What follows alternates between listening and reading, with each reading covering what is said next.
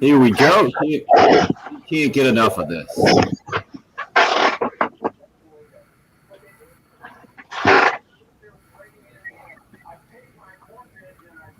Starting the radio show with a little play-by-play of Keyshawn Bryant that you can't hear right now.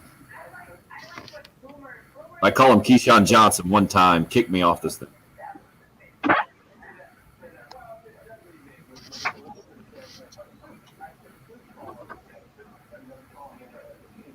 You're up. What a turnaround for Gamecock basketball. Keyshawn Bryant leading the way last night, a 19-2 run in the first half, gives the Gamecocks plenty of breathing room. I think they were down 5 at that point under the 8-minute break, and then they go up 10 at the half. Georgia cuts it to 6 in the second half, and then it's a 20-2 run that helps Carolina get the lead out to 30. They go on to cruise in that one over Georgia easily. And Bill, a bit of a Jekyll and Hyde performance. Frank Martin makes the adjustment on defense, and Carolina responds in a big way.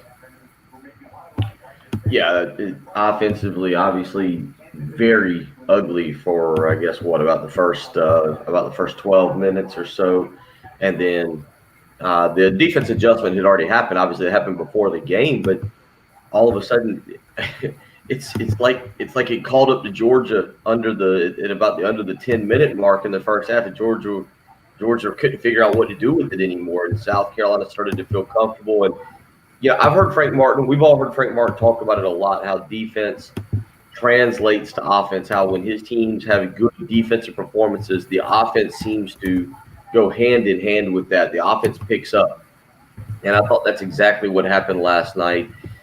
Is they hit 80 for their third. What is it? The fourth time in 5 games? Is that right? I didn't need to go back and look. What was the Texas A&M score there a few weeks ago? 78. They got. Okay, so third time in 4 games now. LSU, Auburn, and last night against Georgia, 70 points against Missouri a week ago. But that defense gets going. Keyshawn Bryant gets going. You hear that little clip right there. The next thing you know, that thing goes from kind of a tight contest into a complete laugher. That South Carolina actually got up by 30. I think they're very close to the end of the game. 83-59, the final score. Keyshawn Bryant, what has happened with his game, Bill? I had no idea. He entered the game last night. I get it. It's only a 4-game sample size, and I think Alabama's played 9 conference games, so it's a little different. But in conference games only, Bryant leading the league in scoring going into last night. It's a game with 23 per game, and he continues to really be a tremendous spark off the bench. And when he missed the dunk early on, and it led to another missed alley-oop dunk on Wildens Levesque at the same possession, and Tom Hart and Jimmy Dykes are doing the SEC Network broadcast, and they're basically laughing at the play, as well they should. It was a bad news Bears type of play, and then it was a dunk that he threw down, and it seemed like it just changed the entire tenor of the game, the feel of the game, and from there, Carolina just went on to impose its will against Georgia, and I feel like Keyshawn Bryant has kind of imposed his will the last certainly handful of games since SEC play started. What's been the difference for him, do you think? Not sure. I don't know if it's just – I'm trying to think back. I want to say it was last week, or it wasn't over the weekend because I didn't get to watch much of the Auburn game. But the announcers were talking about Frank trying to get Keyshawn to play his game, whereas people back home had been telling him, hey, man, people don't think you can shoot the short jumper. You need to really emphasize that in your game. You need to shoot more of that on a game-by-game basis to showcase what you can do with your jump shot, the short jumper. And Frank was kind of fighting that, saying, hey, Keyshawn, just play your game. Your game is defense and attacking, knocking down shots when it's there, but it's getting to the rim. And it looks like that's what Keyshawn Bryant's doing. It looks like a guy – remember, it's been a while since we've really seen this guy healthy. Last year he had the knee injury. And the reason I bring up his health is because he had such a good freshman year, but he got overshadowed a little bit with the way the season went and everything. Well, then you go into last year, and we were expecting kind of big things from him, and he had the weird knee surgery at the beginning of the season. By the time he came back for Houston, it still took him a few games to get involved. Then he gets the concussion against Texas A&M and was out for multiple games. And he was pretty banged up last year, so we never saw the evolution of Keyshawn Bryant. And now this year, it's taken him a little bit, but I think you're starting to see the evolution really take hold and him develop into the player that Frank Martin and his group saw in recruiting. KT from Lexington welcoming us this morning on the live stream, I believe, here. Yep, he gives us the welcome, guys, like he's been here. Well, maybe that's because he hit us up with a 5 a.m. He's the first one in this morning on the Cool Care Heating and Air text line at 803-404-6100. On a positive note, Keyshawn Bryant is playing on another level than anybody else on the team. He's the kind of athlete that will make you want to watch college basketball. On a negative note, the coaching carousel continues, makes you wonder, when will it end? So this was all part of a tremendously busy news day yesterday from our sports perspective. Bill, you and I and Pearson Fowler, we jumped on a little game companion live stream last night, and you touched on everything that went down. And what KT from Lexington's referring to was while the Gamecock football schedule was being released on the SEC network for 2021, the news came trickling out that running backs coach Des Kitchings is going to jump to the Atlanta Falcons. Another Will Muschamp holdover. Now 3 out of the 4 have signed on with Shane Beamer and then moved on. Moving to the Atlanta Falcons after 1 year on the staff, I think a much more understandable move from a Gamecock fan perspective for Des Kitchings than what Mike Bobo did, jumping ship over to a team that the Gamecocks just beat last year in Auburn after having signed up with the Gamecocks to be the offensive coordinator again and bringing in his buddy Will Friend to coach the offensive line. But what did you make of the news? When I saw it, man, I put out the tweet and my just kind of head exploded. I understand from Des Kitchings. I get the coaching carousel is what it is, especially for assistant coaches this time of year. But, man, that's got to be massively frustrating for Shane Beamer, I would imagine. Yeah, in normal circumstances, we would all understand it because I mentioned it yesterday. Brian Johnson leaves the Florida Gators offensive coordinator, quarterbacks coach. Brian Johnson leaves Florida for the Philadelphia Eagles. Remember, Brian Johnson was a guy who was mentioned at least in some capacity for the head coaching job here. You've had some other guys kind of take off. And so in a normal year, you'd be like, oh, that stinks. He was a really good recruiter. He's been a guy who kind of held the program together. But in a year where you've seen Mike Bobo do it, where you saw Tracy Rocker do it to Beamer, it looks a little worse. I think the optics of it look it's far worse than what it really is. I'm with you. This is I think it became a pretty easy move. Talking with people yesterday, kind of in the coaching industry, their feeling is now that with the name, image, likeness, with the 1-year transfer portal, the job of a college coach, while it is a fantastic paying job, let's be clear about that. That's one thing everybody kept putting. Everybody I spoke with yesterday kept saying, "Hey, man, these guys are compensated a lot better than your average American. It's not supposed to be bad for them, but it's a difficult job. The recruiting that goes into it." Then now you're going to have to recruit your guys each and every year. You can go to the NFL. And, Tim, who was it we were talking about a few weeks ago? What coach was it we were saying, I think the NFL is an easier job, no recruiting and everything. Do you remember? Yeah, we were talking about moving from college to the NFL and Urban Meyer. Yeah, Urban Meyer. Talking about the stress of it. Thank you.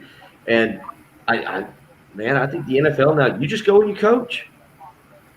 You know, to me, there's no recruiting involved. You're not up late, 9, 10 o'clock, texting 15, 16, 17-year-old kids trying to convince them to your school. You're not having to deal with, all the things that come along with being a college coach. I don't know what the pay is. I have zero idea. Patrick, how does pay for an NFL assistant compare to, I think Kitchens was right at $420,000. Is it comparable? You don't usually know what positional coaches make in the NFL. So you're saying you don't? I feel like this is an area you jump right in and be able to say, well, 300. Yeah, you don't know. That's usually not obvious publicized information. Only really head coaches, you know what they make. but obviously he's going to get a raise. You would have to think so, yeah. I don't know. I would think by. Well, you don't think so, really? Well, I mean, what's the budget? I don't know. Pat, this is an interesting question to me. It's not one for us to spend a ton of time on, but that's kind of a fascinating thing for me. Like, what is the salary for NFL coaches? Like, if we're talking $1 million for coordinators in college, now you're talking about bumping that up. I don't know what the new Atlanta Falcons coach's contract is. It just now you're talking about a huge salary pool. If you're telling me that the running backs coach for the Falcons is going to make at minimum $500,000, can't be making $1 million. It can't be. I don't know. I just No.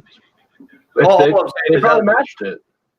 let's not go down that path. But that's an interesting conversation for later. Just when you think about the salary pool that goes into it. I know it's an NFL franchise, but I think it's you're probably, even if you're taking a slight reduction, it's, I don't want to say less work. That's not fair. That makes it sound like you're being lazy. But I think it's maybe more enjoyable work. I mean, it depends. I mean, you're working physically as a coach longer hours. You're doing more with the players. You're involved more in film, doing extra work with them there in the classroom. And I mean, you also have to be better at your job because the standard is higher in the NFL. So it's like you can't slack. You have to be on top of everything. Like you have to be a better, smarter football coach when you're working with professionals than you are college players.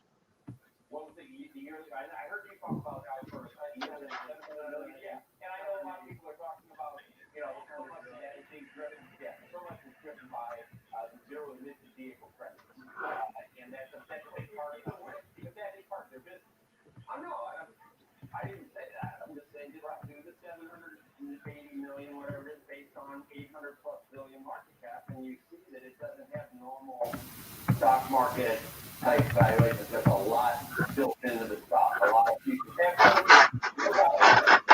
and a lot, just a million things. I did the self-driving stuff that's all in there, and I mean, I can certainly argue for Tesla more than some of these other things. But then after watching all the other phenomena with some of these other stocks happen, then you just go back and say how much of the Fed and how much of the free money and how much of the fluff and speculation was already evident in things like Tesla and Bitcoin. And now we're seeing, we even move further down the risk spectrum. Maybe, fire in a crowded theater now. Bring on Gordon for more on Tesla. Let's bring in a major Tesla bear. Welcome Gordon Johnson, CEO and founder of GLJ Research. And I'll just point out, Gordon, if you weren't an analyst, if you were running a hedge fund, is it a more? Let me ask you this: is it more about managing your quote unquote employees, your players?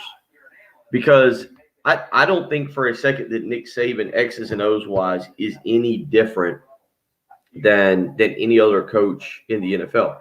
What I think is Nick Saban's managerial style more authoritative. I don't know. I'm getting a quarter here in a minute because I'm dry mouth this morning. More disciplinary. Let's just go with that.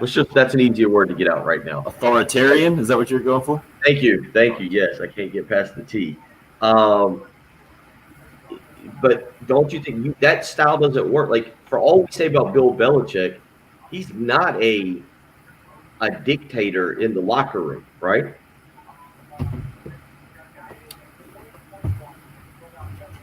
What is the Patriot way?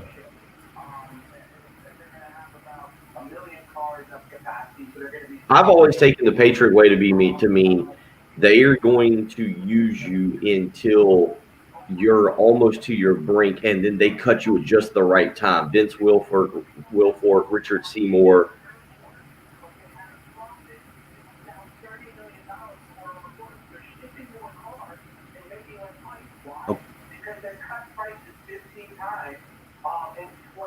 Yeah, but I don't.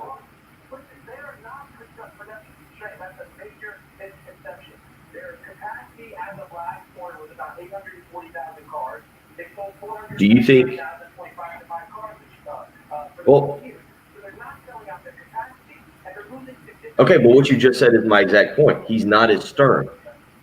How he treats his players. No, I think the difference is you get chewed out by Nick Saban. You get cut by Bill Belichick. So it depends how you look at it, right? I would say Belichick is more cutthroat than Saban. That's true. I remember that with the old Miami Dolphins. I don't think Belichick's ever been. I don't think Belichick has a button on his desk where if you walk into his office, he can close the door without anybody touching it. I mean, I understand what you're saying, Patrick, but I think the handling of the employee is different there.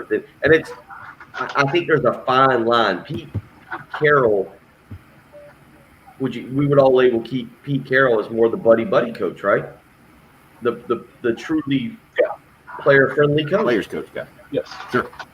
Patrick, you talked. Tom Coughlin obviously had success as a coach, but Tom Coughlin's style as a coach and then as a general manager for Jacksonville? Yeah. Clearly didn't work, right? The way he handled the way he handled Jalen Ramsey and his player interaction clearly didn't work. And all I say is in that league, I think you've got to be more understanding. You have to deal with it a little bit differently in college, where you can just say, oh, your scholarship's no longer here. We're going to bench you. And you don't have to deal also with an owner or a GM going, hey, we're paying that guy $12 million a year. You can't just bench him. It's not how it works. Yeah, it's different for sure. Just a different dynamic. I think it's a little silly to rank it. One is more difficult. I think it probably depends on your personality and the way that you approach it as the coach about which one is more difficult or challenging. I think they are both they're challenging at the highest level, SEC coaching and the NFL coaching. Talking about Des Kitchings heading from the Gamecocks running backs coach position to the Atlanta Falcons. Hit me, baby, one more coach, Chris says. LOL, doesn't scare me. Beamer will get someone good in. Go Cox. Danny hits us up and says, I'm starting to think that the coaches under Muschamp were really good alone, but not so much when together.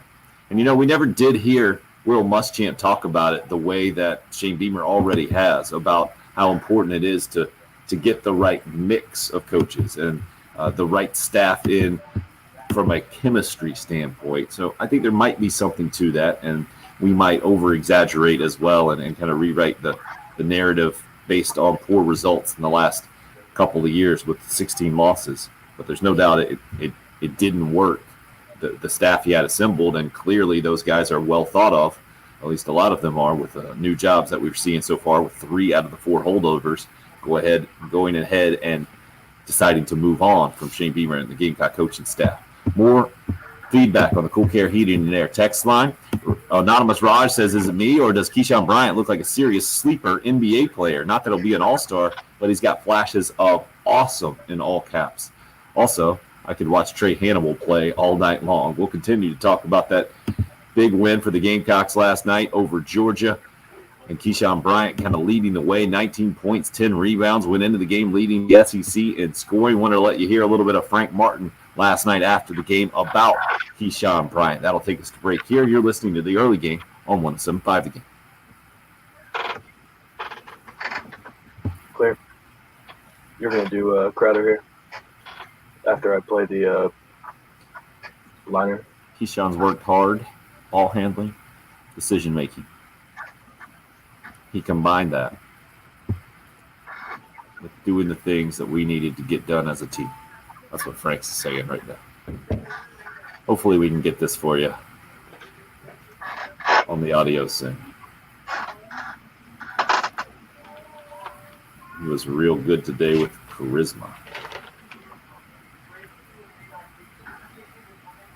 And that's that. Looks like Bill's all set for a award-eligible live read here. See what he's got. Mid-yawn. We're going straight. Rolling along yeah, here midweek. Oh, actually, it's Thursday now. I tell you what, it's been actually a long week, and you might be ready for the weekend like me. You might be ready to enjoy your house, to sit down and relax. You also might be thinking, man, it's time to move. It's a little cramped in here. Or you might stress out a little bit. You think, man, we're paying too much for our mortgage. Now's a great time to speak with Jacob Crowder, the mortgage guru with First Palmetto Bank. interest rates are low, you can save money, or you can purchase that brand new home you've been looking at that you're ready to stretch out in and relax. Just give Jacob a call, 8037-191-005. Again, interest rates extremely low right now. You're missing a golden opportunity if you're not contacting Jacob to see what he can do and how much money he can save if you elect to refinance, or if you're looking around and finding that dream home that you've been thinking about. 803-719-1005. You can also email him, the letter J, Crowder, CROWDER, at firstpalmetto.com. He's the mortgage guru, Jacob Crowder, with First Palmetto Bank.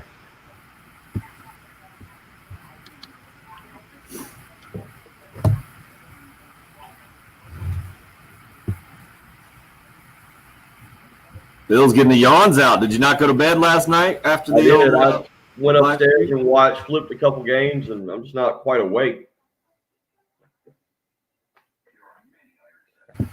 I went to bed pretty much right after that thing, man. Yeah, I went upstairs and got bed. I watched a little bit of hockey. I was watching a little bit of the Lakers and Sixers. Missed you on the game companion last night, Patrick. Pearson popped in a few minutes in. How'd it go? Pretty good, I thought. We had some solid interaction there. We were on basically from 8 until a little bit after 9. It was odd because the game was so out of hand.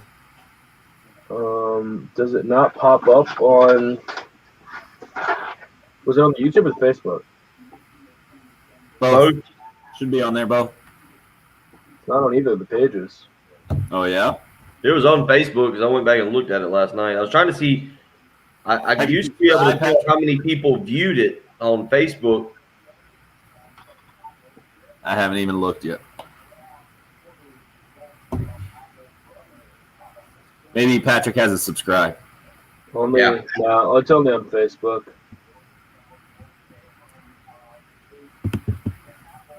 I will double check the old YouTube one.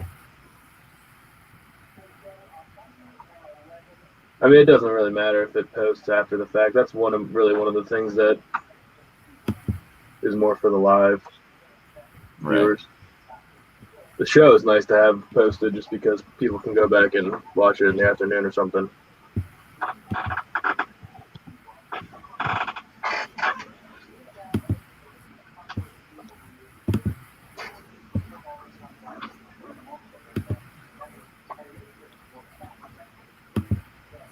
All right. Oh, up to 108 subscribers on YouTube, Patrick. Yeah. Am I the only person that wants us to have a lot of subscribers on YouTube? Yes. No, I just put on Twitter that people need to subscribe. It'd make you happy. I know, but it should make everybody happy. I agree. I want everybody. Everybody should want it as much as I do. We're not putting on the headphones. I see it on the YouTube channel too, man. Where? Do I need to make it public? Let's see. Yeah, you probably do.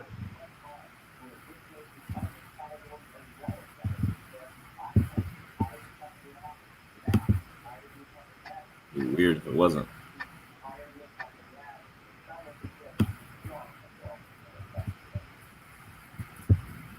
Sorry about the old. Yeah, it's public. It's there. Should be there anyway. Just messing with your mind, man. I mean, it's definitely not. It definitely is. I'm on videos. Weird. Yeah, for some reason, it didn't have a thumbnail. It doesn't have a thumbnail, you said? Yeah, it didn't have a thumbnail when I looked at it. Just had the weird background.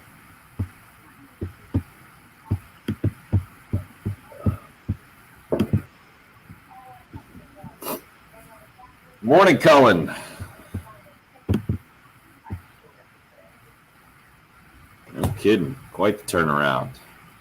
And no, I will not be doing a Frank Morton accent next time there, Chuck.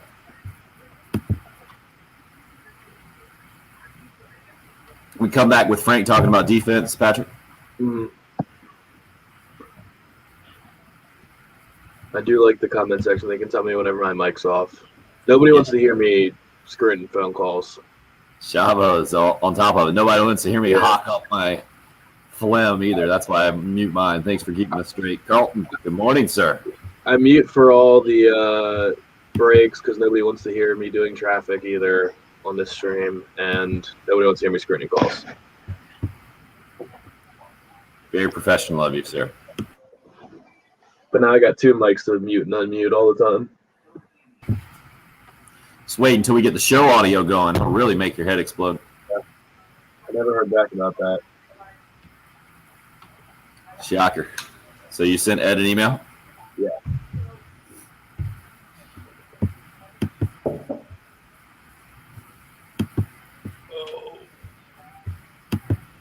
The Texans just hired a coach that nobody's ever heard of. The weirdest, probably the worst. I'm glad they're the worst organization in football. It makes us look better. The Texans. Oh. I guess Easterby's friends with David Culley. I saw that. Who is that guy? Nobody had ever heard of him. He was the passing game coordinator for the Ravens, and the funniest thing was that a bunch of people were tweeting over the last few weeks saying that the Ravens need to hire a passing game coordinator to help with Lamar Jackson's growth. They didn't even know the Ravens had a passing game coordinator. A 27-year assistant in the NFL no one has ever heard of? Yeah.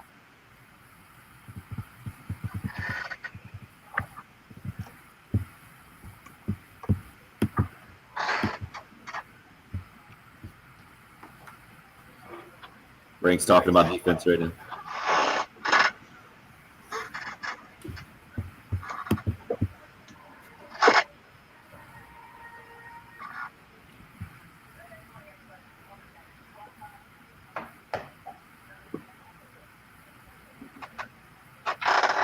You're up. What a difference. One game. I always told you guys that's my worst local news cliche that I absolutely hate with the weather. What a difference they makes. It's a classic one if you ever watch local news. They do it all the time. But, man, I put it out on Twitter last night. Win by 24 in the SEC home opener against Texas A&M. Lose by 23 to Auburn. And then won by 24 last night. Those are the 3 home games in the SEC for the Gamecocks so far. It's amazing. Bill, you and I were talking about it. You go in your 8-mile look here on the live stream with your hoodie up right now. Okay. Yeah. You only get one chance at this gas baggy hot take. All right. Oh, good. So we talked about it a little bit last night doing that live stream on the Game Companion about Jimmy Dykes breaking it down, analyzing the television broadcast, and really getting into how you. And Frank gave us a bit of a preview of this, right? We talked about it. We played that soundbite from him after the Auburn game saying this team's got to get an identity, and if you switch identities during the season, then you have no chance to win, and I got to figure out if that's what we're going to do. And they changed the way they play defense. They did not extend their defense out like they normally do. They didn't deny. Instead, they sagged. They played what did Dykes call it? Gap stop defense or gap heavy defense, I think. To me, it was more just a sagging man-to-man, let Georgia shoot, and Georgia couldn't shoot a lick. They were 0 for their first 9 at least from 3, end up shooting 3 out of 25 from 3, 12%. You were talking last night that it's not that difficult to change that defense. Clearly, it wasn't a difficult transition for the Gamecocks to make, and obviously it had a huge effect on that game last night, and it was really the right call by Frank Martin. Yeah, I mean, all they did was back off a little bit. They just didn't pressure them outside of the 3-point line as much. Now, they did some. I think they mixed it up a little bit there in the second half and threw a little bit more intense pressure at them. But they didn't pick them up at the half-court line. They just backed off and basically said, all right, Georgia, if you can make a few threes, we'll make an adjustment to this as well. And, at one point you heard Jimmy Dykes talking about Tom Crean had his team set when you go to play a South Carolina team. To get into your offense, to get into your rhythm, you have what is called landmarks on the floor, spots that you've got to get to because they're going to try and extend you and push you away from the basket. Georgia looked confused by that last night. Wasn't sure. Those landmarks all of a sudden weren't quite as important because you were able to get a lot closer to the 3-point line to start your offense, and that seemed to really confuse Georgia. It helps that Georgia wasn't a very good shooting team last night.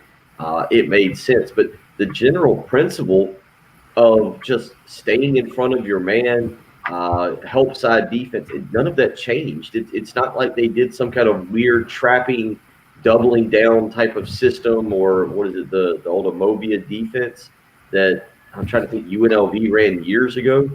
Amoeba defense. What was the name of it? Yeah, you know what I'm, Amoeba. Was it Amoeba? For sure. Okay. Amobia. Yeah. When I was in biology class, it was That's the definitely word. That's the word of the day. Amoeba, yeah. Amobia. Amoeba. Look, That guy, I will admit, one of my favorite '90s artists, by the way. What one video by Amobia? Do we still have that in the hotkeys when Bill's word of the day thing? Word of the day. We might have it somewhere. Amoeba defense. Sorry, please but yeah, they didn't make a drastic change as to what they were doing with the general college. They backed off a little bit. They backed off a little bit and said, all right, we're going to stop the dribble drive penetration and make sure that Georgia doesn't beat us by attacking the rim. You know, you go back and you look for example last night, at least when you and I were doing final stats at one point. I think it was closer to the end of the game, but it wasn't the exact end of the game. The number of foul shots taken by Georgia wasn't ridiculous like we had seen it in previous games from the opposition. Part of the reason was South Carolina wasn't getting beaten to the rim and giving up fouls around the rim that allowed the opposition to get to the foul line. And so, I don't know if you can do that now. Here's the other part, Tim. You're bringing up win by 24, lose by 20 some odd, win by 23, 24. Whatever.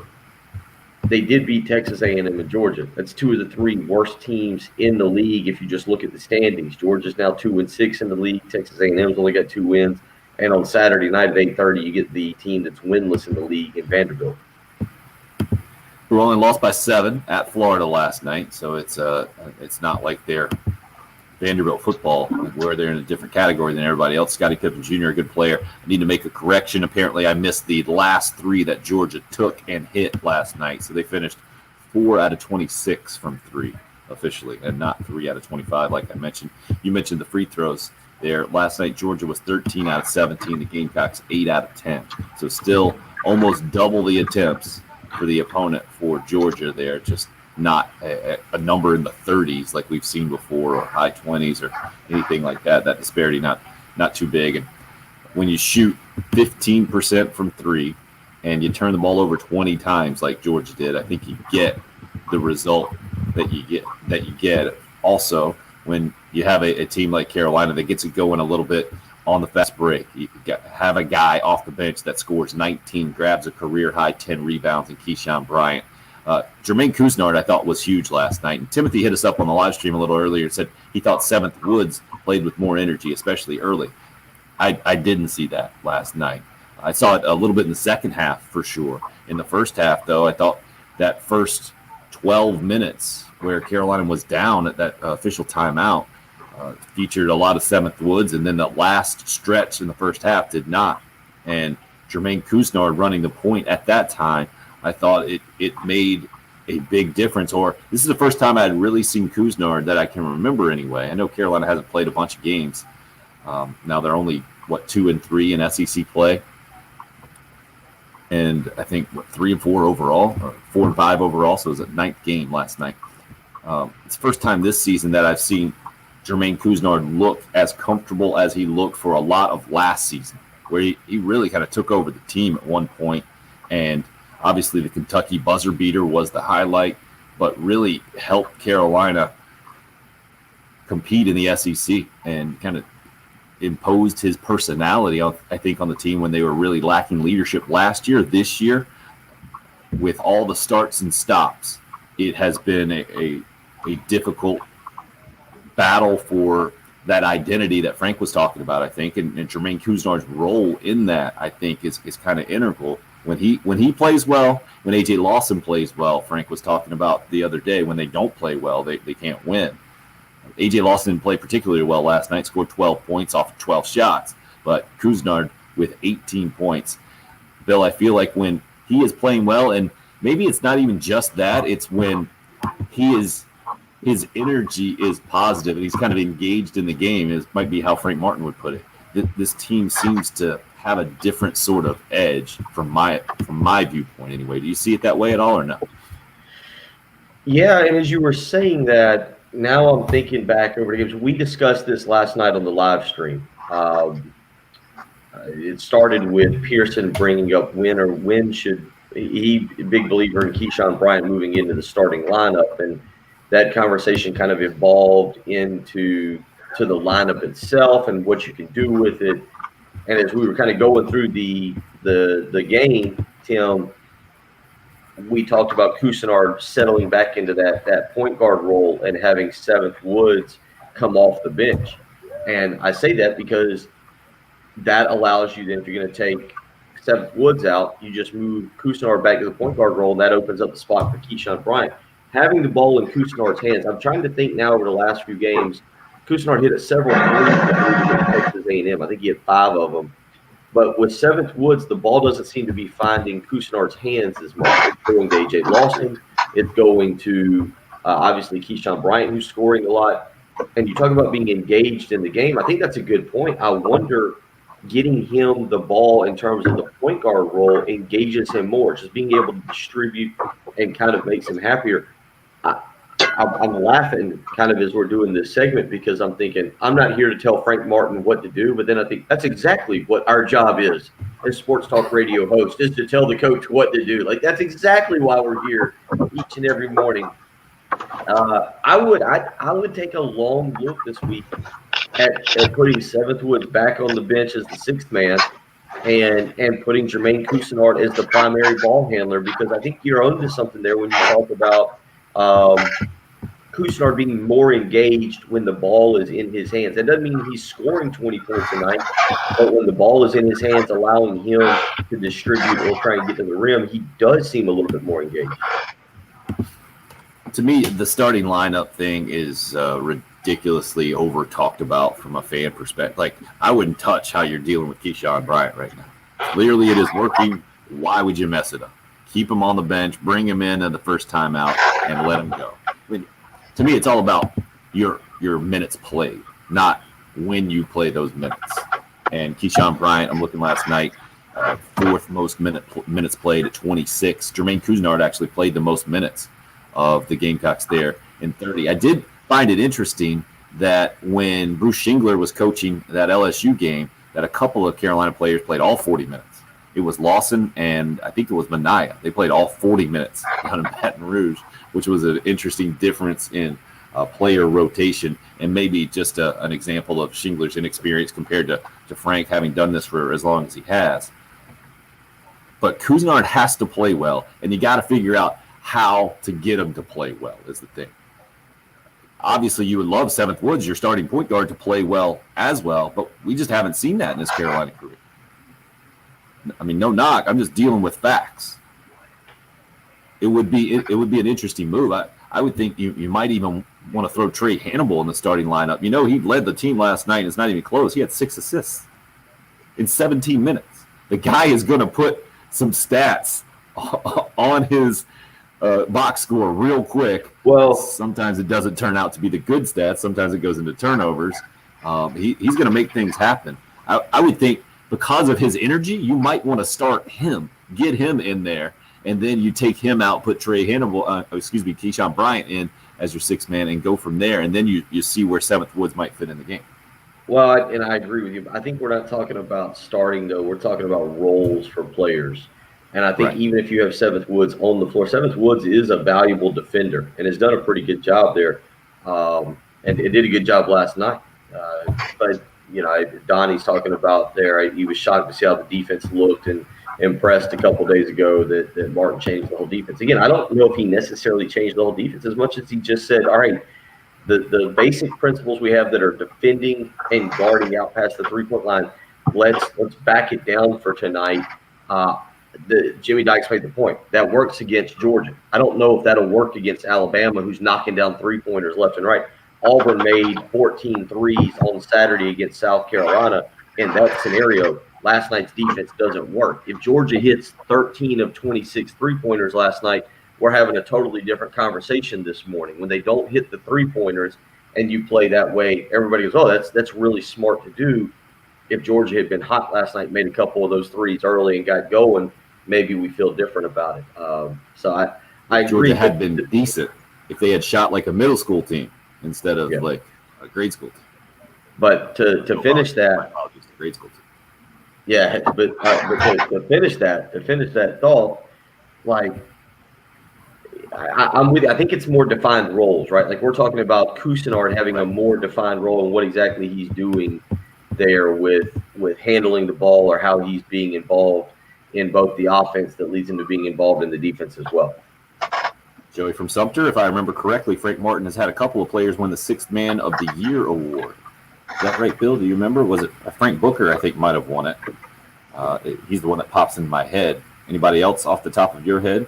Did he get Brandis Riley? Did he get Brandis? No, Brandis Rayleigh Ross. He might have gotten him for a year. I remember. And if he did, that was the year he won it. Okay. You might be right on that one with Keyshawn Bryant. Joey continues with Keyshawn Bryant coming off the bench. I don't see any reason he can't be the next to win that particular award. I don't believe I will change one thing about that. I'm with you, Joey, for both of those things. He's clearly going to be a front runner to win that award right now with what he's doing in the SEC play. I would not do anything to disrupt that if I'm Frank Martin. But real quick, just looking, Dwayne Notice won it in 2015, 2016. Hassani Gravett won it in 2018-19. We forget those guys. My bad. And yeah, Rayleigh Ross, you're right. For some reason, I thought Rayleigh Ross was when he was 08, 09, so way back then. So, I was also forgetting the Darren Horn years. So it wasn't Dave Odom to Frank Martin. So we just completely blew that history. Thank you for straightening it out real quick there, Bill. And a good call, Joey, with the Sixth Man of the Year awards in the SEC. With Hassani Gravett and Dwayne Notice under Frank Martin. And, clearly Keyshawn Bryant's going to be the next one if he continues to play like he has played and continues to stay on the bench and coming in as the sixth man there. 803-404-6100. John, aren't there lots of amoebas in the lake? I think there are, John. Patrick, you want to give your biology breakdown of amoebas right now?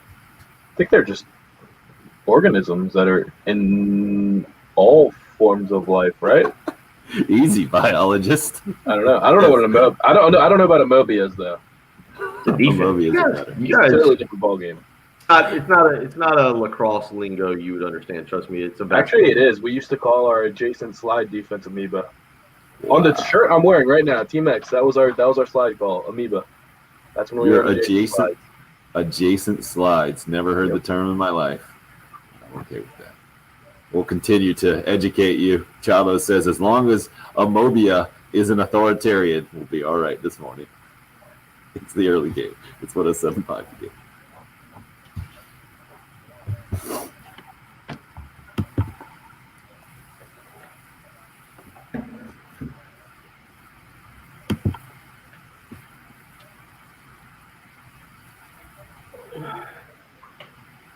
All right, not muted here during the break. Who said they enjoyed the banter during the break? Thank you for that. That's pretty good. Greg said, don't let Bill say organisms. Yeah, my mouth is so dry.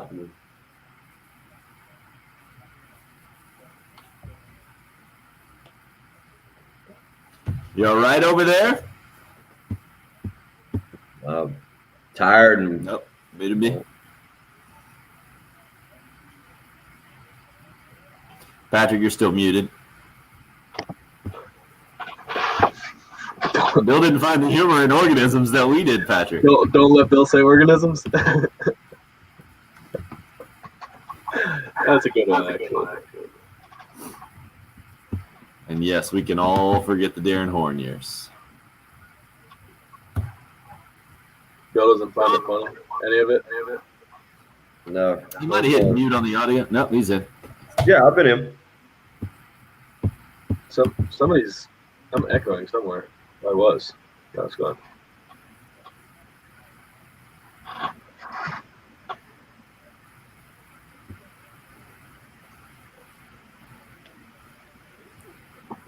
So what we were talking about with the stock market yesterday just got a million times worse.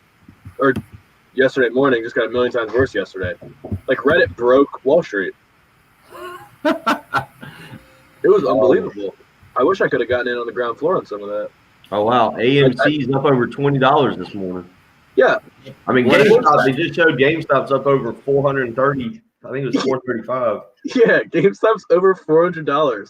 It's a borderline defunct company. Like there's GameStops closing everywhere, and their stock prices score. There are people that are millionaires now because of this. Yeah.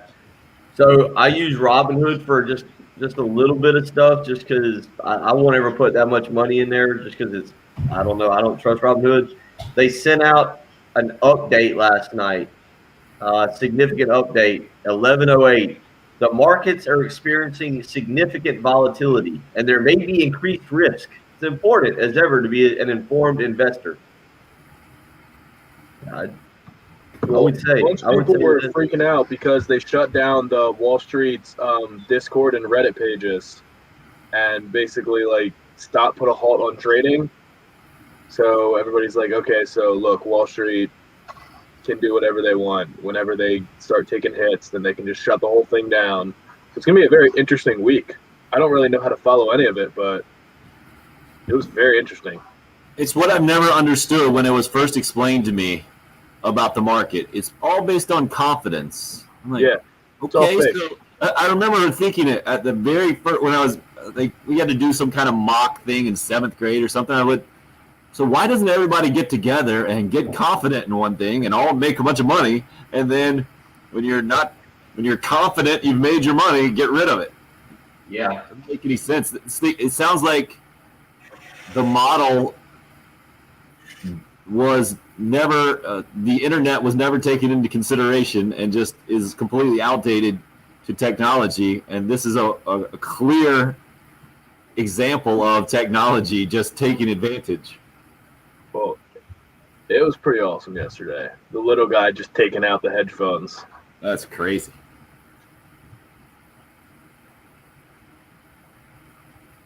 I had to download the Robinhood app last night. I don't have any money to put into it, but next time this comes around, I'll be there. Go in the club. I'm guessing there isn't going to be no next time. You're right. I didn't realize Koss, Koss, design, manufacture, and sell stereo headphones and accessories. All these companies that are taking off are millennial.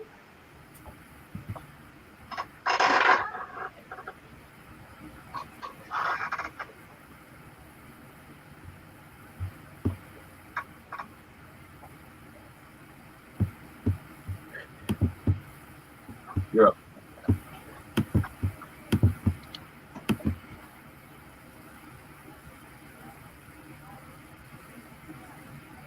Chaz on Twitter hits me up at TimHill1075. Keyshawn Bryant coming off the bench is huge just for a depth conversation for the Gamecocks. 7th Woods coming off the bench doesn't have near as much of an impact on a game. I guess I'm not going to disagree with you. You can't have a bigger impact on a game than Keyshawn Bryant coming off the bench these days. He's leading the SEC in scoring going into last night, and he had a career-high 10 rebounds to go 19 points.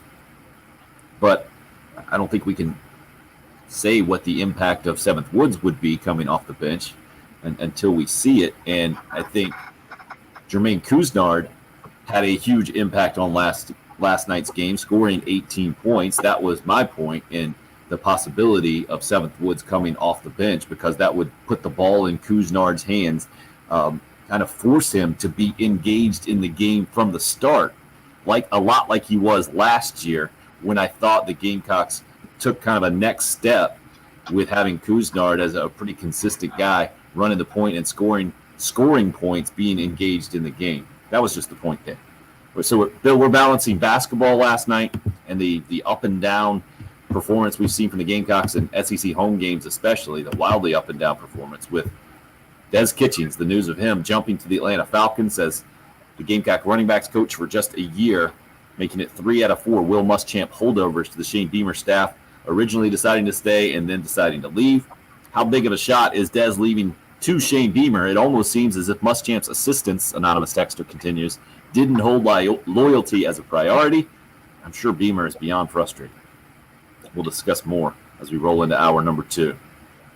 This hour brought to you by Amobi? Amobia. It's a band.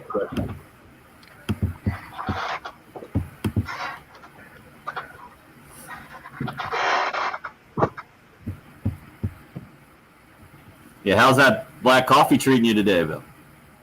This is a mixture of stuff, so it's not that delicious. What A stuff? mixture of coffees? Water and coffee grounds? You ran out of coffee?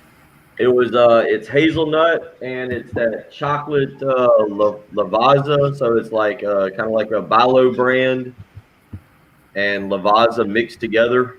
Just to like I didn't have enough for basically one cup because I almost went to the store, but I thought that wellness for coffee for wellness was supposed to be in yesterday. I think it's coming in today, is what the FedEx tracking number says.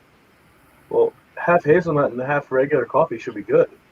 No, it's not. It's that Lavazza or whatever that I bought. The whatever it is, Which is just a brand. yeah, but it was like a chocolate flavor. You would think it'd be good, but it's not quite what you would hope. So the chocolate hazelnut combo ain't kicking it for you, huh? It's all right. It's not. I honestly, I'm kind of like Patrick. Maybe my expectations were a little bit higher for it. Does it count as black coffee when it's flavored coffee? I would assume so. Does it? Oh, coffee's coffee. It's either hot or it's iced. So I Yeah, feel. we go walk outside. Both things are there. I don't think FedEx came. I mean, Patrick, y'all don't deliver to regular houses. But like it kept saying FedEx was going to deliver it last night, but I never looked. Patrick doesn't work for FedEx. Works for UPS. You can say y'all don't deliver late. No, I don't do that. I've heard about that one. Black Rifle coffee. Yeah, I did Black Rifle. My brother got me a subscription to it for Christmas last year. I got like 6 months of it. I'm on my last bag right now. It's very good. You like it? I think I remember you doing that. Well, I think it was 6 different kinds. I think it was one a month for 6 months, and I had 6 different kinds. I agree there, Chavo. If it's flavored coffee, it's not black coffee, right? Agree.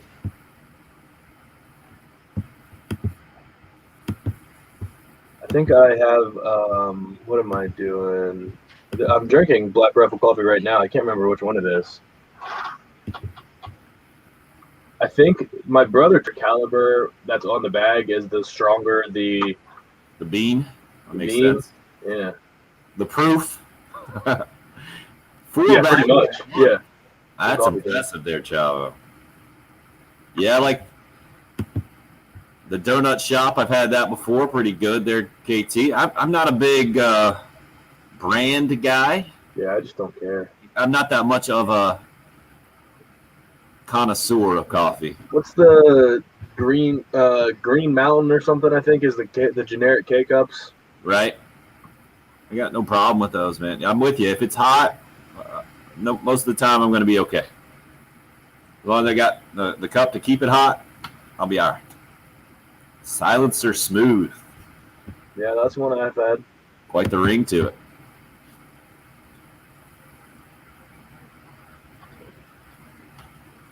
I would never be able to differentiate the different types.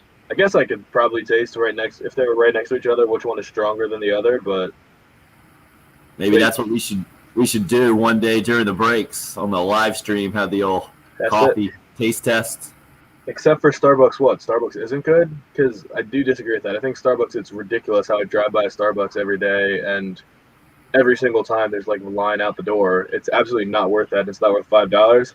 And every time I do drink a Starbucks coffee, I finish it and I just say, wow, that was a tremendous coffee. It's one of the strangest things in my lifetime to see that craze take off and how much money you pay for Starbucks that. does not suck. Starbucks is delicious, but it's not worth it. I would never buy $5 worth of coffee every day. I look at people with such disdain when I go in the grocery store and I see them over at Starbucks, and in my head I'm just like, how much money do you have? Yeah. Well, girls do it just to have a Starbucks cup to walk around with. Right. Yeah, it's crazy. But doing that, if you do it every day, oh man, that just hurts me from a math perspective. It's like $7.50 per, or what is it? It's $5. I only use it when I got gift cards. There's different kinds. Yeah, I whenever I'm treating myself to Starbucks. I have a gift card. I get the cafe mocha. It is so good. But it's like not coffee. You're almost drinking a hot milkshake. Yeah, it should be a dessert, basically. I drink the peppermint mocha. It's what I get from there. I used to like the frappuccinos though. Frappuccino is just a dessert. Of course, I say that if I have my choice, it is basically a milkshake, but getting the iced coffee from Dunkin' Donuts, whatever their thing is, with the cream and sugar is. I mean, that was my typical. Especially now they got two of them, two Dunkin' Donuts on 378 on the way to. That's the same thing as just drinking a coffee with cream and sugar, though. If you get the flavors added in, like the pumps, yeah, that adds a little bit to it. Well, that's what I'm saying. I'll get like either toasted almond and. Oh yeah, I don't do that. But so, yeah. I did that at McDonald's one time, and they put way too much in it, and every taste I was like shaking because it was so like sour and gross. So now I just do regular cream and sugar. I do like iced coffee though; it is quite good. Yeah, this is day 3 of just regular coffee. Cullen says the Starbucks and Friarsgate on the Friarsgate exit in Nermo slammed every day. KT, Well, good to see that you drink the cheap stuff too. If it's Starbucks and Chick-fil-A, you'll never go to one of those that isn't packed. Those are 2 places that 100% of the time are just packed. How about Craig? I think you should be able to, Craig. Can my son use his fake ID to sign for my case of wine being delivered today? You have to have an adult sign for it. Yeah. Depends how cool your driver is. Really? Now he's a delivery driver expert. No, but I used to do the driver helper thing, and we had to deliver alcohol. That was my every time I would go home for winter break, I would do the driver helper where I'd run the packages up the street. And I'm with Waddy on that one. That's a holiday delicacy in the Hill holidays there, the Baileys and coffee. Mm.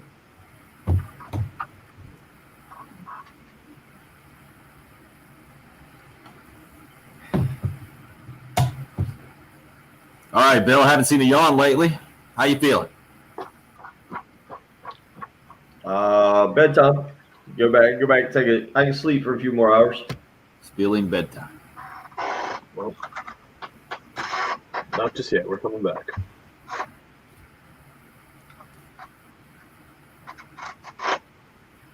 Let's go with that, Patrick. Go with the Keyshawn play again. Thank you.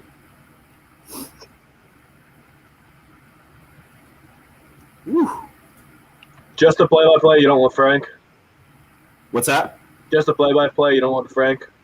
You can do back-to-back. Yeah. Frank on Bryant. He's going high level. Yeah, is that Buffalo Trace Bourbon Cream? What is that? Is that coffee? What? Yeah, what? Buffalo Trace is a bourbon. Oh. Yeah, Buffalo Trace is a bourbon. A cream? Bourbon cream. Is that a... I think that's what he's saying. That's what he puts in the coffee, right? That's a cream. We're a little slow, Bill. I think we figured it out. Took all 3 of us. Maybe that'll wake Bill up going into hour 2 here. Huh? That wake you up? No? Wonder what it was.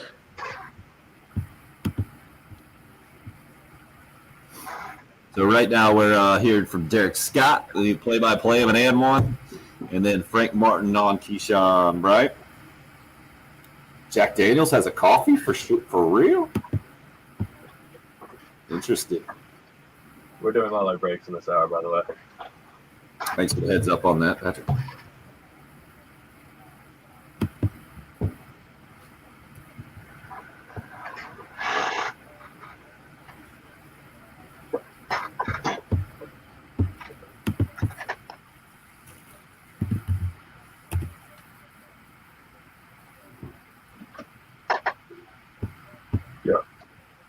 Keyshawn Bryant off the bench went into last night's game leading SEC scorers, leading the league in scoring with 23 per game. Last night's gets a career high 10 rebounds, scores 19 points, and the Gamecocks use a couple of big runs, a 19-2 run in the first half to go up by 10 at the break, and then a 20-2 run in the second half to go up by 30, eventually win by 24 against Georgia, 83-59, the final score. Welcome into hour number 2. Hope your Thursday morning is off to a good start. Bill, I think the Game Companion live stream last night's taking it out of you this morning. You're going to be able to, No, it's just to muster look, through here? Just one of those mornings. You battled the throat thing a few weeks ago, the speaking thing. It's just one of the mornings. I'm up. I've been if it wasn't for the live stream, I sound peppy and ready to go. But the live stream, well, you can tune in and see a different picture and kind of feel it. But I've again making the push, guys. I mean, Tim, you and I years ago. We've been doing this now for almost 5 years. You know, you've seen kind of the evolution. I was a fat, chunky, short sports radio show host when we began, and then went through a health kick. And you and I would talk about different health ideas and the intermittent fasting and some of the other things we did. And I've gotten back into that. Going back to last March and gyms closing down, some of the things, I didn't do a very good job. So at the beginning of January, I really got back into being healthy and trying to go to Move Fitness up here. I kind of stay away from people and kind of get on the elliptical and kind of go over to a corner and do a bunch of core stuff instead of going and dealing with the weights. But, you know, even last night before we did the live stream, my dinner was some roasted asparagus and mushrooms did some air fried chickpeas and some carrots. It's just kind of the end of the month. It's been cold. What does that have to do with you being tired? It's just the end of the month, kind of wearing out. See, Patrick, you don't work out. When was the last time you worked out? I work out every single night. I work manual labor. So, yeah. I didn't hear any protein involved in that meal. Maybe that's the issue. It's why we brought up last night on the live stream why you're always the peppy, excited one on the show in the morning when you come in. Actually, chickpeas probably have the protein, right? Yeah, Patrick ate mushrooms. Got a gleam in his eye this morning, producing from the Herndon Chevrolet Studios in downtown Columbia. Not quite the gleam yet. We'll see if we can get it going. Carolina basketball, man. SEC play at home this year. Started with a 24-point win against A&M. It was the bottom last time out just a few days ago, Saturday against Auburn, a 23-point loss. And now they bounced back with a 24-point win against Georgia. Bill, what do you take away? We had the question as we were doing our first little Game Companion live stream last night, which was fun. Appreciate all the participation during the second half, which turned into talking less about a laugher of a game than we thought it might be. What do you take away, big picture-wise, from last night's game? No, I don't. Can you take anything away from this basketball team right now? Just the way they've been up and down, and with everything that's gone on with the COVID process and just everything that's been happening. I mean, honestly, can you does it make you feel that much better that you'll get the same performance on the road against Vanderbilt Saturday night? Oh, no, I have no idea what to expect next time out. Exactly, to me, what I take away, since you asked, is, and somebody put it very succinctly, I think, either on the text line or in our little live stream we're doing this morning, it's COVID basketball in 2021. And you get those uneven performances in big ways. And if you get one team making an adjustment like the Gamecocks clearly did to their defense last night, the other team, either Georgia didn't adjust offensively, or you just say they just shot terribly. They were 4 out of 26 from three. You mentioned it earlier in the show. If they make half of those threes, or they just shoot 33%, I think they went in like 32%, which was 230th something in the country. So clearly they didn't go in as a good shooting team from three, and they shot even worse than usual. But if they hit some of those shots, we're talking about a completely different game and maybe a different performance. But the other thing, I don't know if it probably depends on what kind of person you are. Either you're optimistic that some of that excitement or expectation you had for this year's Gamecock team to be an NCAA tournament team, clearly you can see that from last night, or you're that much more frustrated that the last time out they decided either not to play defense, or they were just had a completely opposite strategy that they needed for Auburn and got smoked on their home court. To me, it kind of proves that any any kind of optimism you had going into the season, well, it had some merit. It wasn't just blind optimism and that you're trying to be a cheerleader for the program. And it was, no, there's talent on the team. Keyshawn Bryant is a really good player, is turning into an excellent SEC basketball player right before our eyes. Jermaine Couisnard can be just as effective as he was last year when he made Carolina a good SEC basketball team. And then you get other pieces in there playing their roles. We talked about in hour number one, kind of Keyshawn Bryant coming off the bench and Seventh Wood starting and the whole thing. And basically the conversation was this team finding their roles, these players finding their roles. When the opponent shoots 4 out of 26 from 3, it's going to appear that you found your roles, I think, in a lot of games in college basketball. I think that's what I'm going to take away from the next game. At Vandy, who hasn't won a conference game yet. They lost by 7 at Florida last night. The team, Scottie Pippen Jr. has given the Gamecocks some fits before. Going over to Nashville has never been a particularly easy place for Carolina to win. But if they can take something from what we saw last night and then translate it to the next game, maybe you can get some positive momentum going for a team that is not used to playing consistently this year because of all the COVID issues. Yeah, for South Carolina in particular, and again, I don't think we grasped exactly the practice schedule or how many players have been into practice and what they've been able to do in practices. I was wondering last night, I'm trying to think of the game that I was watching. It was after the South Carolina game, and it was one of the college games. I was flipping around. Maryland was playing Wisconsin. You had Baylor was walloping Kansas State. Kansas State, did you guys see those uniforms, the lavender uniforms last night they were wearing at Baylor? Oh, those were brutal. And it might have been Maryland and Wisconsin. But I don't know if this is true for every team or if it's just for Wisconsin. And they were talking about like the only time those guys really get to be around each other is at the games, the practices, and when they travel. And I didn't think that was right. They were talking about how like when they go to eat, they're basically quarantined and they can't sit next to each other. Like, I think we all kind of think of that cafeteria style.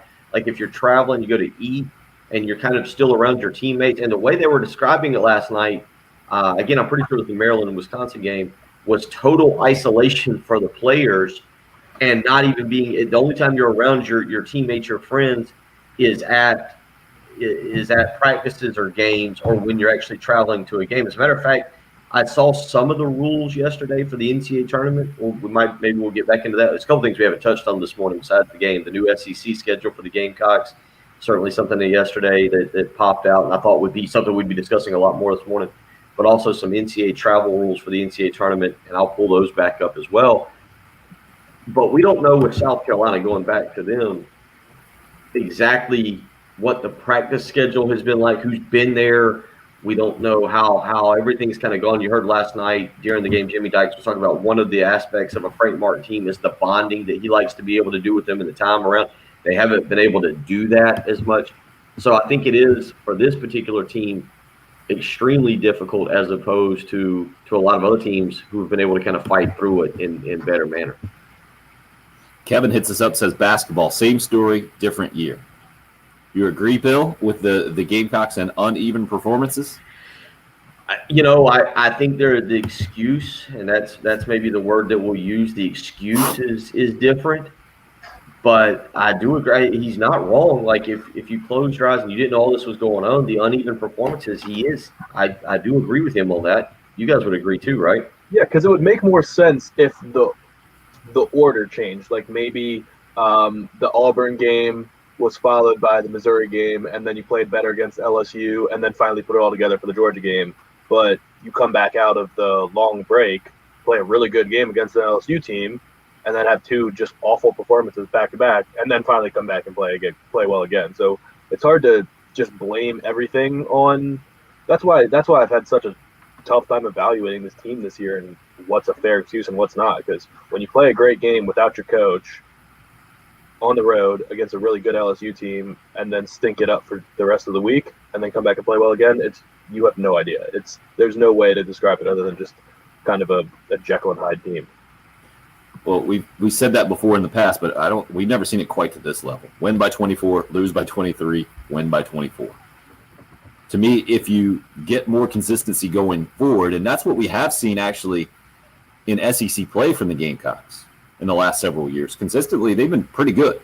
It never quite been to that level where they win big games that you feel like they have to be a solid to improve their NCAA chances outside of obviously the Final Four year a few years ago.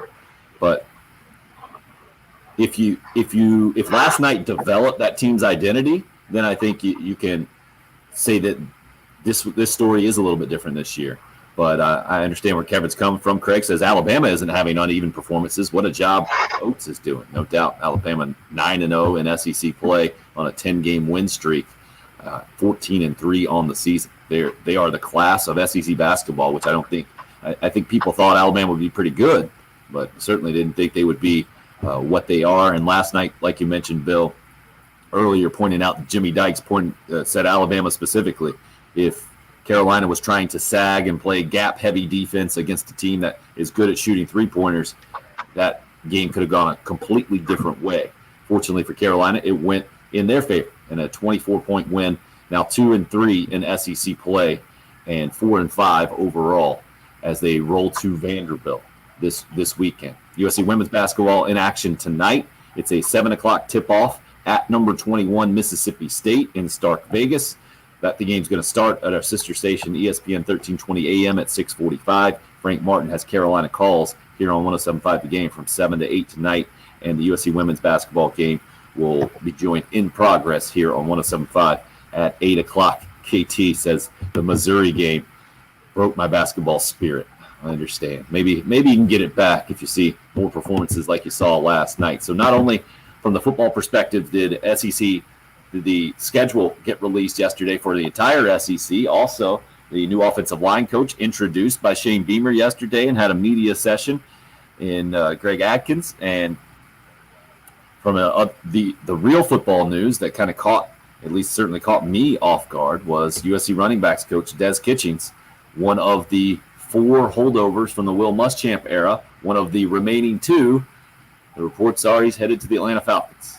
A lot of reaction here this morning, and his really interesting reaction is almost the exact opposite reaction that we got from Mike Bobo jumping over to Auburn, and I think it's because he's moving on to the NFL. We'll read you some of that from the Cool Care Heating and Air text line. Also, you can hit us up on that live stream on YouTube or Facebook. You can search for the 107.5 The Game page there. We'd love for you to subscribe to that thing, especially on YouTube. That makes Patrick extra happy. You can also hit us up, 803-404-6100. You can call or text. Just getting going here in hour number 2 on a Thursday morning, 7:17. It's the early game. It's 107.5 The Game. Clear.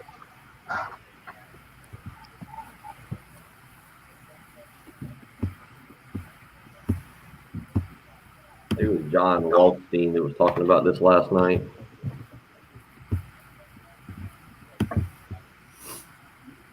Talking about what? There was like some crazy travel restrictions. I didn't think it would come up today, so I didn't pay that much attention to it. But like things that schools that are going to Indianapolis for the NCAA tournament will be allowed to do and not allowed to do. And I just kind of saw it was right before I went to bed, so I kind of all the things I was looking at, that was not one of them. What was it?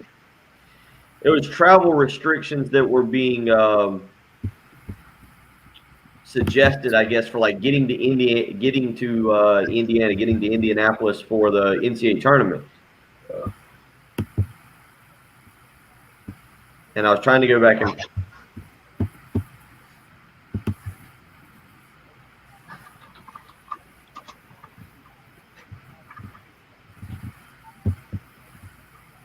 but I don't remember who was tweeting about it.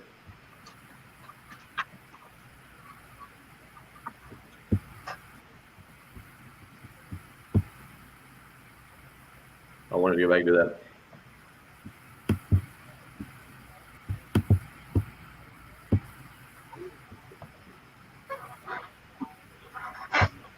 I did watch a Tiger documentary yesterday. It's absolutely not a hit piece. Not even remotely close to it. Wait a second. I need to know how you watched it.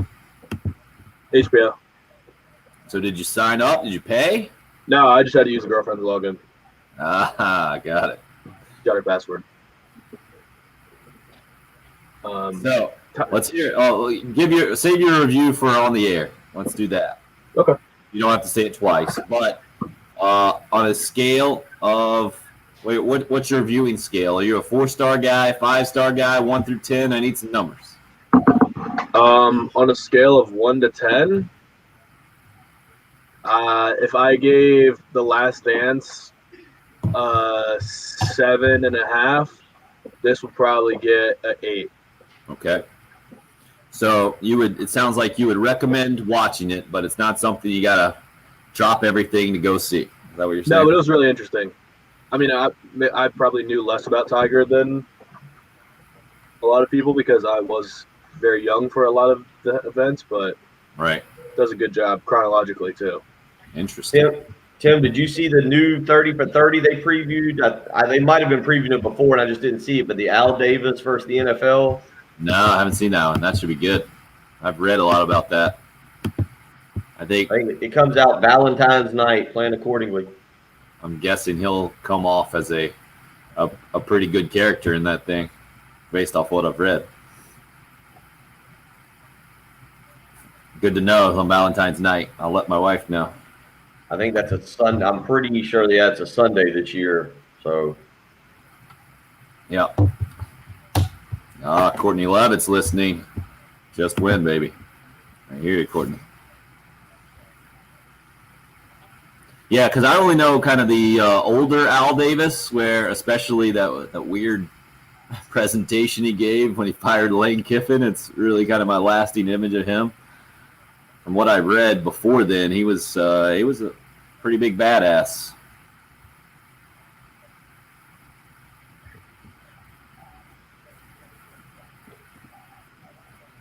Oh, looks like Craig's gonna want to debate Patrick a little bit on his take on the Tiger documentary. Uh-oh. What do you think about Craig's comment there, Patrick? You're still on mute, by the way. Oh, you're good. You're all over. I didn't think they threw dirt on Tiger. Like, I mean, they did, but it was everything that we already knew. In fact, they made him a sympathetic figure the whole time. Like, they showed the facts. Well, like, they showed the facts, but then also talked about how, like, it was more on all the other people. Like, the commissioner, I didn't even remember the president of Augusta or whatever doing a press conference the day before he played in the Masters, basically burying him in front of everybody when he just, like, absolutely did not need to do that, and it was really none of his business. And talking about how everyone was just kicking him while he was down. And it was more of an indictment on how America reacted to it versus what Tiger actually did. Let's go with Frank on defense coming back here. All right, we're coming back right now. Thank you. I've never even heard of Letterkenny. It's barely very funny. It's a Canadian show. Oh, yeah?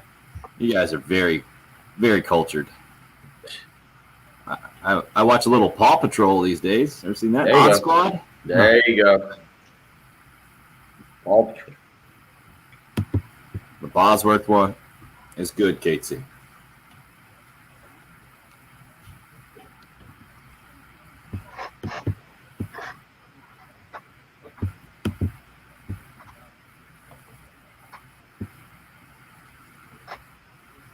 Yeah. And it was a dominating performance, 24-point win for the second time in 3 SEC home games. The other game was a 23-point loss last night, 83-59, Carolina over Georgia. They had a 30-point lead there with a few minutes to go. Ends up being a 24-point win. They moved back to more of a sagging man-to-man is what I call it, where Georgia wasn't shooting the ball well anyway. Well, but Frank Martin kind of gave us a preview of this. He talked about it after the Auburn game, that if you change a team, you can't change a team's identity in the middle of the season, and he's thinking about having to do that based off of the defensive performance. When you give up 109 points, you got to make some adjustments.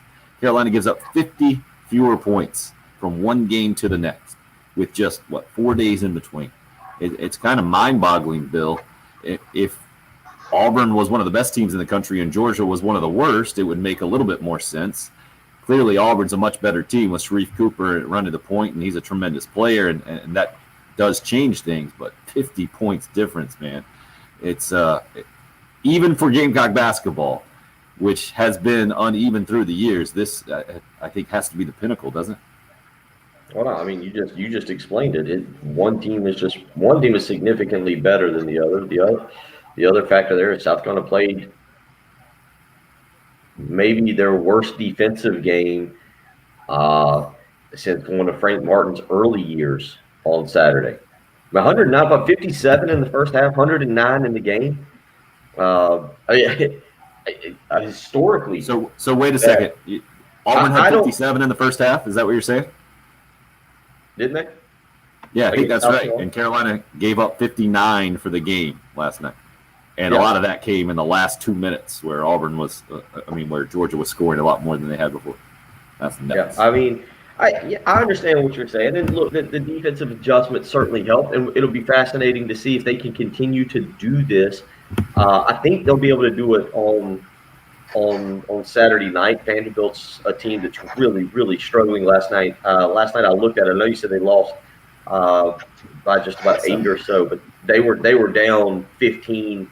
They were losing by between about 13 and 20 for the majority of the second half. They had a run to get it within 6 with about a minute and a half left to go, but they were getting blown out for the majority of the second half. And ended up kind of getting a little bit tighter there. Even got it to 6 with about a minute and a half to go in that ball game.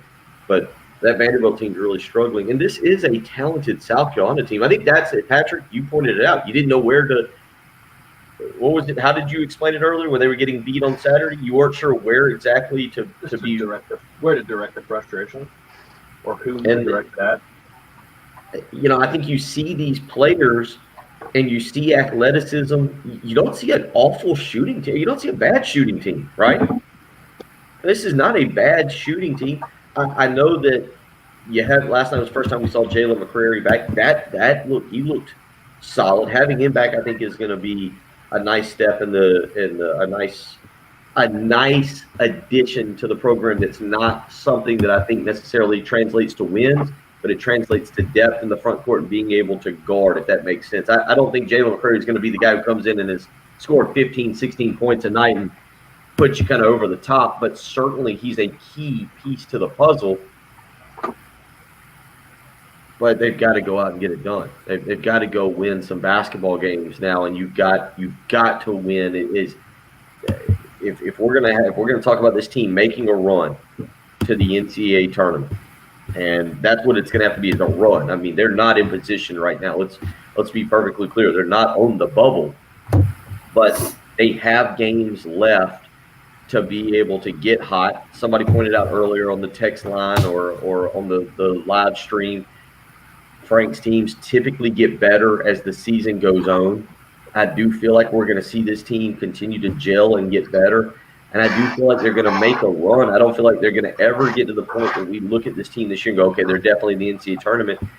But I do have a feeling or a hope that they're going to put themselves in position where they're on the bubble. And then we talk about whether or not the SEC has their basketball tournament, which will be very interesting. But you look at the next few weeks, Vanderbilt is as close to as a must-win game as you're going to get in college basketball at the end of January. At Florida is a great chance to add our resume victory. Mississippi State at home the following Saturday, probably need to win that one. And then you get that big game. You get your best chance for a marquee win, or maybe your best chance. We'll see what Tennessee ends up doing as we continue to move through the schedule. But number 9, Alabama is at Colonial Life Arena February 9th for a 6:30 game. So there's opportunities there. You've got Tennessee's ranked, Missouri's ranked, remaining on the schedule. But the I don't even want to say the margin for error is slim. It's almost non-existent with the number of games they're going to play. Agree with you on that. Raphael says, good morning, gentlemen. I believe that without COVID and missing all that time, this team would be fire. We have to keep in perspective, Carolina still hasn't played a lot of games in comparison to the rest of the ACC. Gene goes with good win for the Gamecocks. This team is a roller coaster, no doubt about that. I wanted to switch gears real quick. Maybe This anonymous texter helps us do that. As a Gamecock fan, he was talking about the football news yesterday of Des Kitchings jumping to the NFL. He says, as a Gamecock fan, I'm sad. As a Falcons fan, I'm excited because Kitchings moving from running backs coach at Carolina to the Atlanta Falcons. As a Celtics fan, I'm depressed. I'm guessing if you're a Gamecock basketball fan, you're excited. No offense to Mike Peterson, John says, but we can go ahead and can we go ahead maybe and cut bait before he gets his opportunity with the Will Muschamp era? 3 out of 4 guys, well, 4 guys stayed on. 3 out of 4 now have left. Happy for Des Kitchings, John says. He deserves the shot. We can say our running backs are so good. Our coaches the last 2 years have gone to the NFL.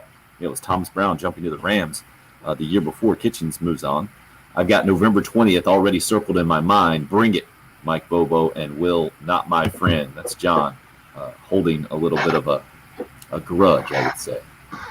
More of you weighing in, and we got to get in on Beth from Lamar's question about some technical fouls last night for sure. Definitely want to get that going as we roll on. It was one of the hold on real things, quick. Patrick, did you see the situation that resulted? Because we were doing the live stream. That was probably the most excited we got here in the live stream. Would you say, Tim? Sure, definitely.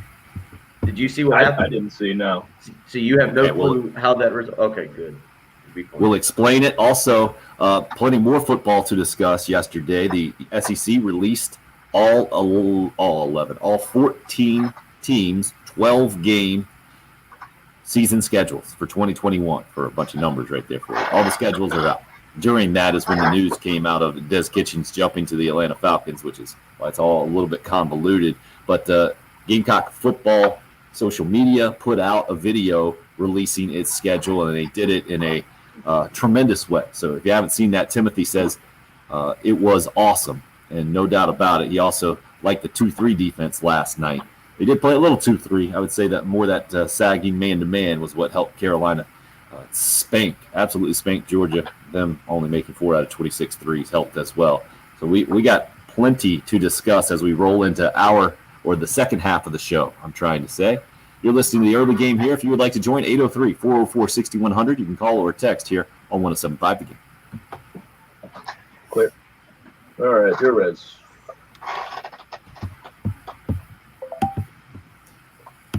Checking out the zero res here.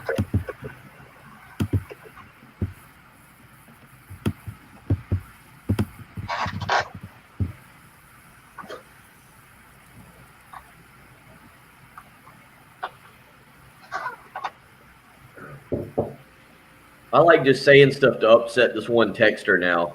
Different can definitely be better. Zero res, carpet and rug cleaning is different. How are they different, you might ask? Well, they have a patented cleaning process. It uses powered water. There are no harsh chemicals involved in the process. That is different, and that makes me feel a lot better about having them out to my house, which I have a couple of times, and they've done a great job gave me great results. That's ultimately what matters when I'm looking at a carpet cleaning company, and Zero Res did that. Also, my carpets have stayed cleaner longer because none of that leftover soapy residue stayed around at my house. It can happen for your house as well, or if you're in charge of a business. Their commercial cleaning division working day and night, businesses all over the Midlands, following all the CDC guidelines, making sure everything is clean and sanitized. And right now, you get a great deal with Zero Res. 3 rooms of carpet cleaned, only $109 when you mention me, Tim Hill. Make your 2021 get it off to a fresh, clean start here as January comes to a close. If you haven't already, schedule your Zero Res cleaning today. 803-262-4020 is the number. That's 803-262-4020. Book online, ZeroResColumbia.com. It's Zero Res. Spell it backwards or forwards. It's the right way to clean. Patrick, when we're done, I got to cut two of those quick pool commercials, just a 30 and a 60, and just email them to me. Again? Well, they're friends of mine, and they signed up for a pretty big deal, and because I know them personally, I'm making sure that they're happy with the spots. I think they'd be happy with the ones I think they'd already be happy with the ones I've sent, but I told them I'm kind of going out of the way for them. There's a person. I'm responding now to a YouTube comment. There's a guy who sends us text messages he'll send about 50 or 60 a week. Or he'll send about 50 or 60 a week, and they're just, I mean, clearly he's just doing it to get a response. Nobody, I think, actually thinks the way he sends the text messages in, but it's actually really funny. But yeah, he'll send like 55, 60. He text messages us more than I text message any female that I've ever met in my life. And he never mentions Clemson. He never mentions Clemson, but it's obvious he's a Clemson fan. And it's pretty funny. 7 yesterday. Seven, yeah, and one at two. Not just our show, to all the shows combined. We've gone back and added them up, and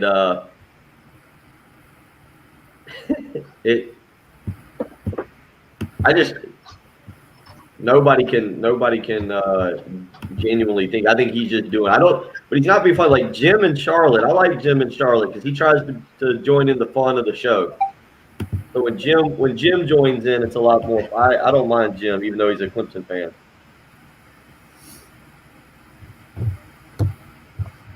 Patrick, you mentioned the thing. Are you watching this? It's a headphone company. I'm not familiar with them. Koss, Koss. Nah. Just in pre-market trading this morning, it's jumped almost $40. I just know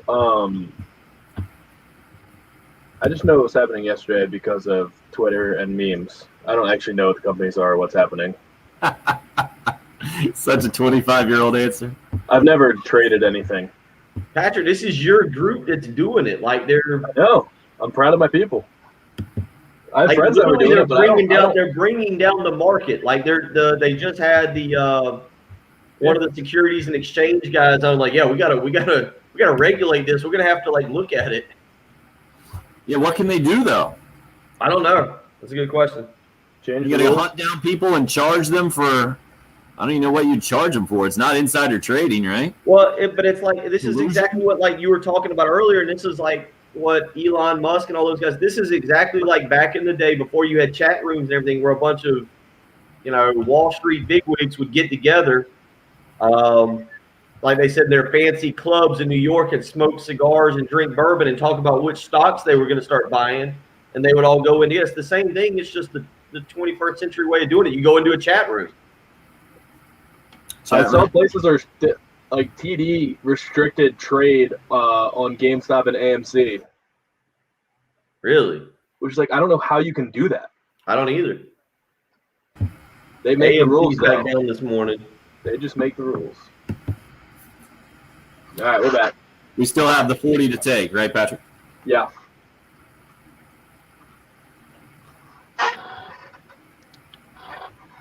Yeah. Something that I've never seen in a basketball game before. And this is something that I pay attention to, I think, maybe more than others. During breaks, free throws are shot. College basketball especially. To me, really good teams that play together are really good at huddling up and communicating for that, what would you say, Bill? 10, 15 seconds max? Sometimes it's less than that. I feel it's probably like 5 to 10 seconds. This is efficient, effective communication in sports at its finest, maybe in life at its finest. And I always remember Steve Young not too long ago on one football broadcast was talking about, in life we need to huddle up more. We'd all be better if you huddled up more. Well, college basketball does it the best. And I feel like I grew up in kind of ACC country there in Greensboro, so I watched a lot of North Carolina and Duke games specifically. I feel like those teams, Coach K, I think specifically, really put an emphasis on that. And I think it obviously helps when you have really good basketball players. But to me, it's one of those things that I look, it's not a box score thing. It's kind of a between the lines, read between the lines, and see how teams come together and communicate. And Carolina, I brought it up before in years past with Frank Martin teams, especially when he was just taking over and you had leftover Darren Horn players, and it was clear that was a wild and clear sign to me, Bill, that the team wasn't really connected together when they don't even get together sometimes between these the free throws, or when they do, the body language just isn't there. To me, the ultimate body language is everybody's kind of hunched over, pulled in, and really engage with their eyes, and you have one or two voices clearly talking, everybody's kind of nodding their head, and then they get out of there. That's ideal. Yesterday, second half, Georgia game, Carolina's, I think this was before, this was probably after Georgia had cut it to 6 and they had extended the lead a little bit. They might have been on the backside of that 20-2 run.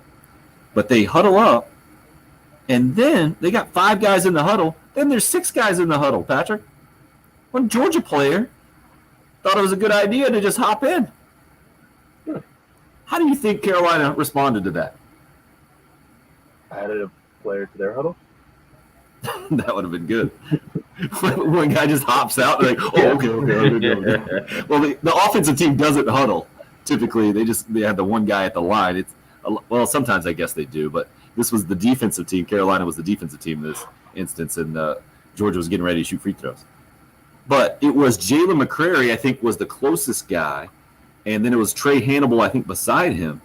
And I think the guy was trying to maybe say something to Hannibal, if I remember this. It was Keyshawn Bryant. It was Bryant and Hannibal were the two that took the most exception to but McCrary was right there too. This was the most connected I have seen a Gamecock basketball team in in between plays kind of moment, because they all had the exact same reaction of what? It was confusion at first, obviously, like what's going on here? And then it was like, what are you doing? Get out of here. There was a push to the chest, and then a lot of talking, and it was kind of like players got in line to all express the same sentiment to this Georgia player. And then there's the usual kind of a little bit more talking and shoving. And I think they were either offsetting technicals or Georgia shot a free throw or two.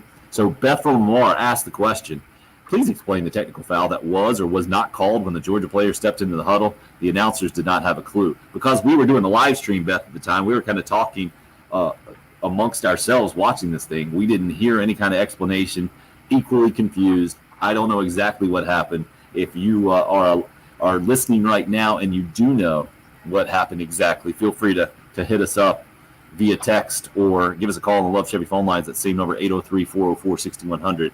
If you're on the live stream, please. Love to know the exact details there. I just thought it was because both teams were jawing and doing a little pushing. They did offsetting technicals and went along the way. Bill, have you ever seen that in any level of basketball? You coached AAU, you played. You have? It happened to Georgia a few years ago. Auburn did it to Georgia. Look, Google player enters, Google players. I wanted to go back. I thought it was Georgia. And it happened in 2016. Mark Fox, in kind of closer to the end of the game, there's a player shooting free throws. So a bunch of players gather around Mark Fox while J.J. Frazier is shooting free throws, and the Auburn player wanders over, steps on into the huddle.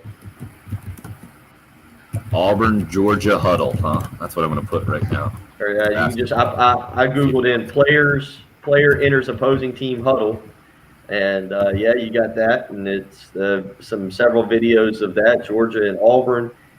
There's another video that says player invades other team's huddle, and it's happened. I've seen it try to happen. Players get sneaky, and try and get on in there, listen a little bit. Okay, but this is great because Mark Fox has the old clipboard out. Oh, and the Georgia player actually got the Auburn player and brought it in. Yeah, they were talking about that. Yeah, there's another video. There's another video that I'm watching. Auburn player. There's another video that I'm watching. Well, let's see. There's a couple here. There's one in the NBA. That's actually a pretty good one. This is an older one. It's players stepping into other teams' huddle, never gets old. And the first one shows Rajon Rondo, who clearly was out one game, giving Lonzo Ball some advice, but Steph Curry sneaks up behind Lonzo Ball and is standing there listening to everything that's being said. And then there's actually another really good one that I just came across, another NBA one, and it's the former coach of the Cavs. I'm looking at him now, who's now with the Lakers, and he's giving the Cavs some instructions. And there's a Nets player who's standing right there, and the Nets player starts offering advice to the play they're running, and Tyronn Lue all of a sudden looks at him and points and starts laughing. So that's not unheard of. You're not going to pay attention. It's not unheard of. Those are a little more lighthearted, right? I felt like it was so weird, the Georgia player's reaction. Like he got in. It wasn't like he was trying to be funny. It was like he was trying to make them mad, and then he didn't back it up or something. It was really, really weird. Well, James says he was there. Double technicals were called, one on the Georgia player, the other one on Keyshawn Brown. Well, and we had a great suggestion last night because it did look like the Georgia player was just trying to get some information that all he was joining the huddle was to ask, hey, guys, are we really hiring Muschamp as an analyst for the Georgia football team? Oh, good stuff. Speaking of Georgia, Gamecock Frank weighing in, and he says, I thoroughly hate Georgia being our first SEC football game in 2021, particularly when it's in Athens. We hardly ever get the opportunity to start the conference 1-0. Also, going to Missouri in November definitely needs to be a day game. Otherwise, it's a competitive advantage for Missouri.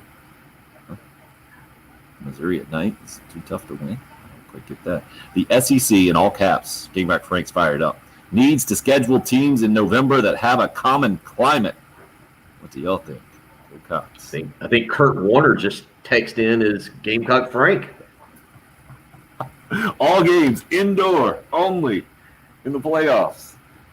How about we'll discuss the SEC schedule when we come back? It was released as it pertains to the Gamecocks specifically, because I think you and I, Bill, are on the same page. We actually like Georgia being early on in the season, maybe because we're old guys and that's the way it's always been.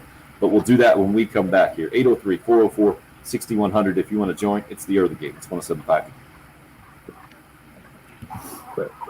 Because you were like a little kid who was a brat that was like always poking at the. Sorry about that. Didn't mean to have the YouTube audio up too. My bad.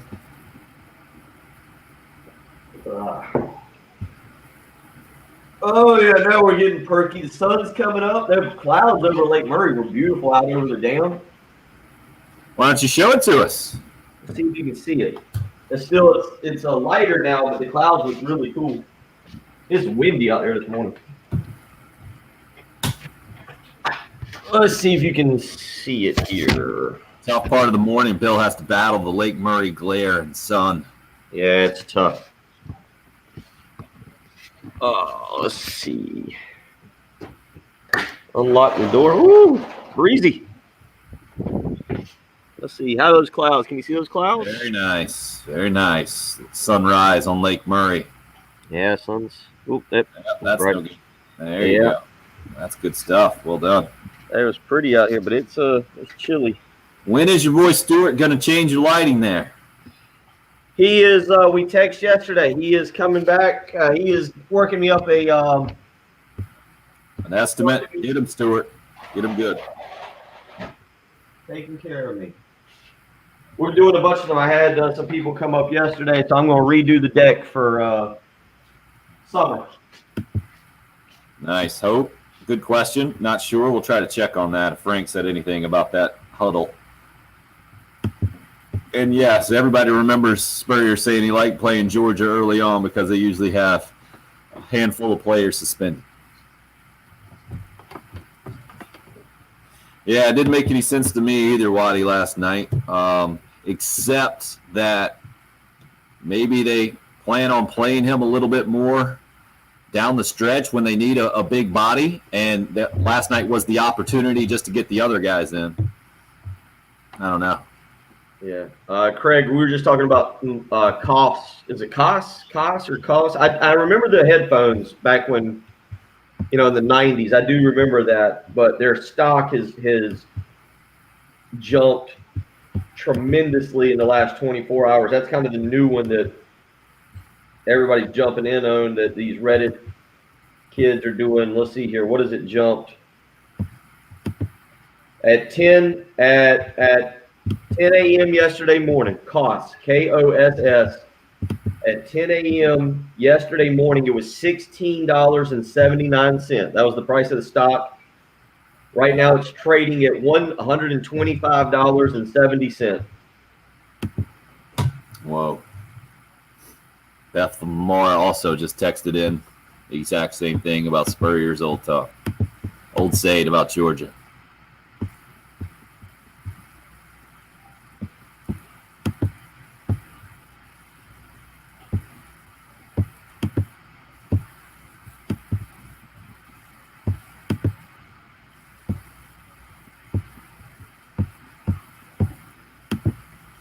Sorry, just going through here.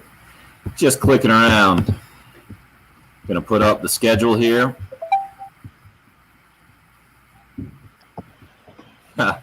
Gap defense. Jimmy Dykes was definitely on the gap defense last night, Justin. But, it was really notable. It completely changed how the game was played. And Georgia was brutal shooting the basket. Different can definitely Red did that. Also, my carpets have stayed cleaner. Patrick.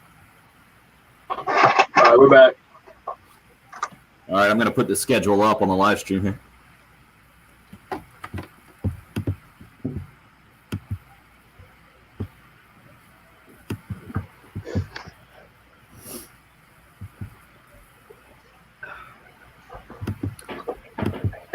Courtesy the SEC Network here.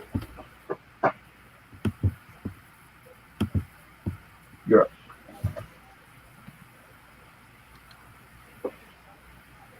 Some dissenting opinions out there about the Gamecocks football schedule released yesterday by the SEC. It was the big show on the SEC Network yesterday afternoon. Cool Care Heating and Air text line. Hot Sauce Ross says, I like Georgia earlier. I think it's better. They tend to get better throughout the season. Any fan that says our SEC schedule is too hard because we might lose the first game needs to look at himself in the mirror and ask, do I belong here? Man up.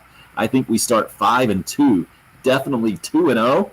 Thanks and have a blessed day. Wait a second. Let me look at the schedule again. Definitely 2-0. Okay.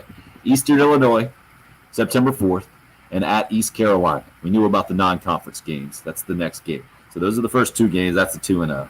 Then it's at Georgia to start SEC play. Kentucky is the first SEC home game in the Shane Beamer era after that. So those are the 4 games in September. You get the third and final pre-Clemson non-conference game after that with Troy. So that is, let's see if I'm doing the math. That's 2 wins against Eastern Illinois and East Carolina, and then 2 more wins, Kentucky and Troy. So that's a 4-1 start, I think, is what a lot of people would go by if you're going with Kentucky there. At Tennessee, October 9th. Vanderbilt is October 16th. Excuse me. So that could be the 5-1. I'm guessing it'll be 5-2 with at Texas A&M before the bye week of October 30th. The finishing stretch is pretty brutal. The final 3 home games are Florida, Auburn, and Clemson. You got an at Missouri game in between there that a previous texter was talking about, and the climates and the whole thing. I don't think that's that big a deal. To me, that's one of the most, if not the most, epic South Carolina game in my lifetime when Connor Shaw came off the bench there at Missouri a bunch of years ago now and helped Carolina end up winning that thing in double overtime. Bill, what do you think? Let's go with the Georgia conversation first. What do you think about Georgia? And several of you have brought up, the old Steve Spurrier comment. He liked playing Georgia earlier in the year because they usually have somebody suspended during week number 3. Maybe that won't quite be the same, but it is the first SEC game for Shane Beamer and company this year. Steve Spurrier had a lot of really good players that made playing Georgia competitive. I don't know if that's the case currently. So, look, you knew going in yesterday that there were going to be 4, probably 5 games that South Carolina was a decided underdog, 2 touchdowns or more, and that was Georgia, Texas A&M, Clemson, and Florida. I'll get to Florida in a minute. But anyway, with Georgia, I guess the 3 that you knew South Carolina was going to be just massive underdogs. Didn't really matter where those games end up in the schedule.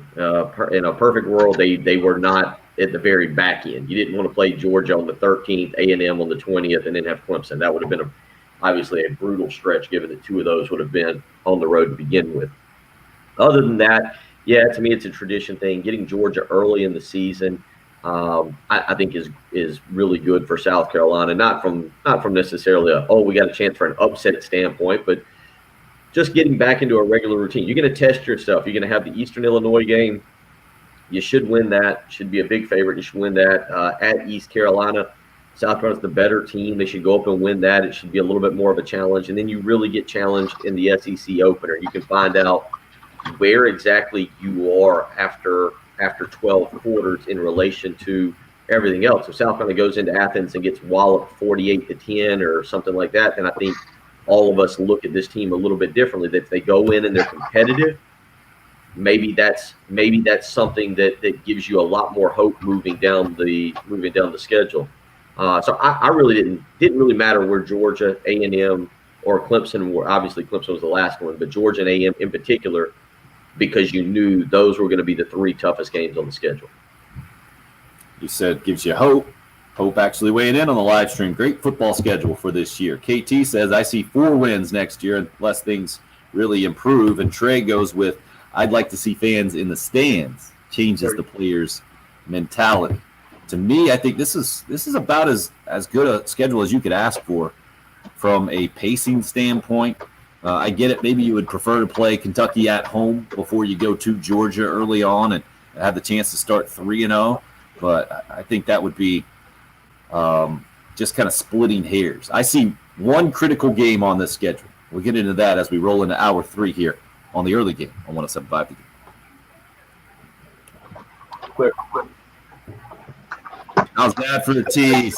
I'll give you guys on the live stream that critical game.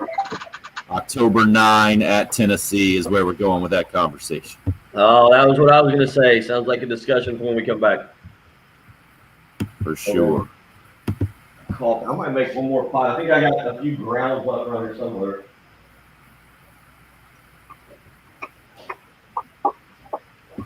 So, Patrick, just in case you end up running the show, if that's how we end up doing it with the audio deal and from a laptop there in the studio, that graphic I just popped up, it's called an overlay here.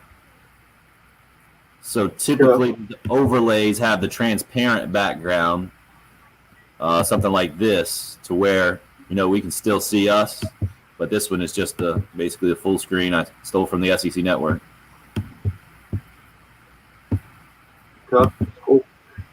Cool. Got to beat Tennessee this year. Well, that's the thing. Yeah, if it's going to be a good year, for sure.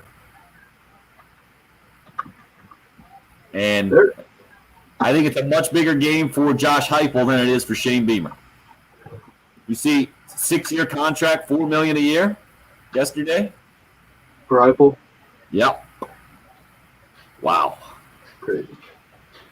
There's some pretty sick week 1 non-conference games in the SEC. Yeah. Clemson, Georgia, kind of leading the way. Well, I guess they should be. Some of them actually won't be that close, but the idea of Miami, Alabama, I love. Yeah. Well, I mean, maybe Bryce Young has a slow start and Miami can catch him early with like a more veteran team. Probably not, but just the matchup is cool. Georgia Clemson is awesome. You talking about everything to start the season? The non-conference week 1 games, yeah.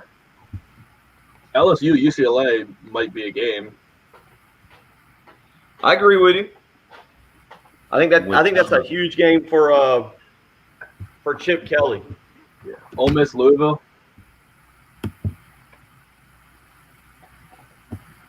Ole Miss, Louisville, yeah, that'll be fun. Oh, no, you're not really going to make breakfast, are you? No, make more coffee. But why'd you take us into the kitchen? Because I wanted to stay involved in the conversation, but I didn't want to have to yell across the living room. I don't know if you can hear me. Gotcha. Yep, we got you. And it's not hard to pick up and move the computer. How much coffee are you drinking this morning? I didn't drink much because I didn't know. Literally, I didn't go to the store last night because I thought that new bag would be in. Ah. So all I've got left is that's Leftovers. Got it. I just realized this could look very funny if I did that, but yeah, I don't have very much at all, and I don't feel like I do have some Starbucks Pike Place, but I'd have to. I guess I could. Big time. Anyway, I don't know what this is. I don't know. I got something in a jar too.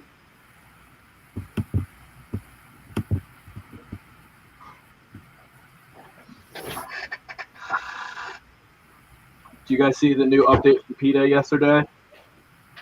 Nope. What you got? Can't call people animal-related terms anymore. Can't call somebody a chicken anymore. It, quote, reinforces the myth that humans are superior to other animals. This is what PETA said? Yeah, this is their tweet. Words can create a more inclusive world or perpetuate oppression. Calling someone an animal as an insult reinforces the myth that humans are superior to other animals and justified in violating them. Stand up for justice by rejecting supremacist language such as chicken, calling someone a rat, calling someone a snake, a pig, or a sloth. Now, with that logic, can we also not compliment someone? Yeah. What if it's a more generic, that guy's a beast? Well, if Tyreek Hill continues to call himself Cheetah, I'm going to report him to PETA. Unbelievable. It says, instead of chicken, use coward. Instead of rat, use snitch. That's awesome. I'm glad you, as a 25-year-old, find this as ridiculous as me, a 43-year-old, so I don't have to get on the soapbox and say kids these days. I don't know how you could possibly take that seriously. People. Animals don't speak English. The new coffee tie is the Phil Mickelson wellness coffee that Bill is waiting for and is very pumped about. Completely going to change his life. Yeah, I am excited about that. Coffee for wellness. We'll give it a try. Tomorrow will be the taste test. The placebo effect is a beautiful thing. No doubt. Well done. Do what? Yes, we agreed with you. Nothing. What a soft world we live in from KT. Jason's got Pete has way too much time on their hands. Yeah.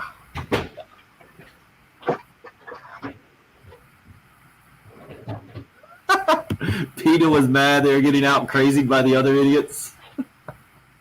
That's true. Unbelievable, man. Patrick, you got to mention that on the show, maybe in the last segment. Go out with that. Were you telling me I didn't eat enough protein last night when I told you about the chickpeas and everything? Yes, no meat in that meal, man. Well, there was like 3 small pieces of chicken that I had left over from like little. I've been going to Old Timey Meat Market and getting chicken kebabs. They're real good.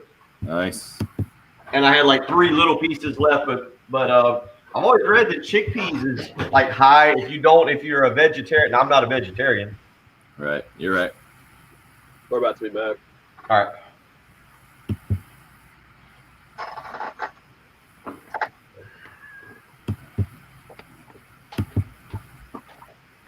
All right, let's start with football here, and then maybe do some Frank at the end of the New liquor break, cabinet. or maybe to transition the segment. Patrick, I know you'll be ready. Oh, Bill's on the move. Love it. Back to the.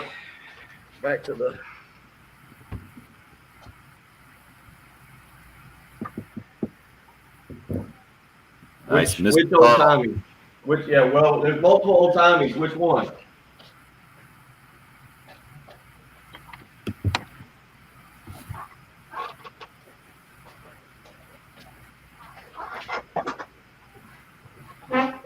Which old timey are we talking about? What a difference for Frank Martin in a couple of games. A 23-point loss on Saturday at home in the Colonial Life Arena to Auburn, and a 24-point win. Carolina's second 24-point win in SEC play this year. Their only 2 wins have come by 24 points.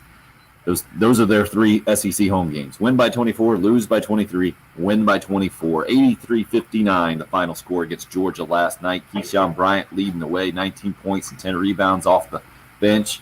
Went into the game as the leading scorer in SEC games only, 23 points per game, so that went down just a little bit, but a tremendous performance by him. Jermaine Couisnard added 18, and Carolina, man, they switched their defense. Clearly it worked. Georgia didn't shoot the ball well, and it was a whooping.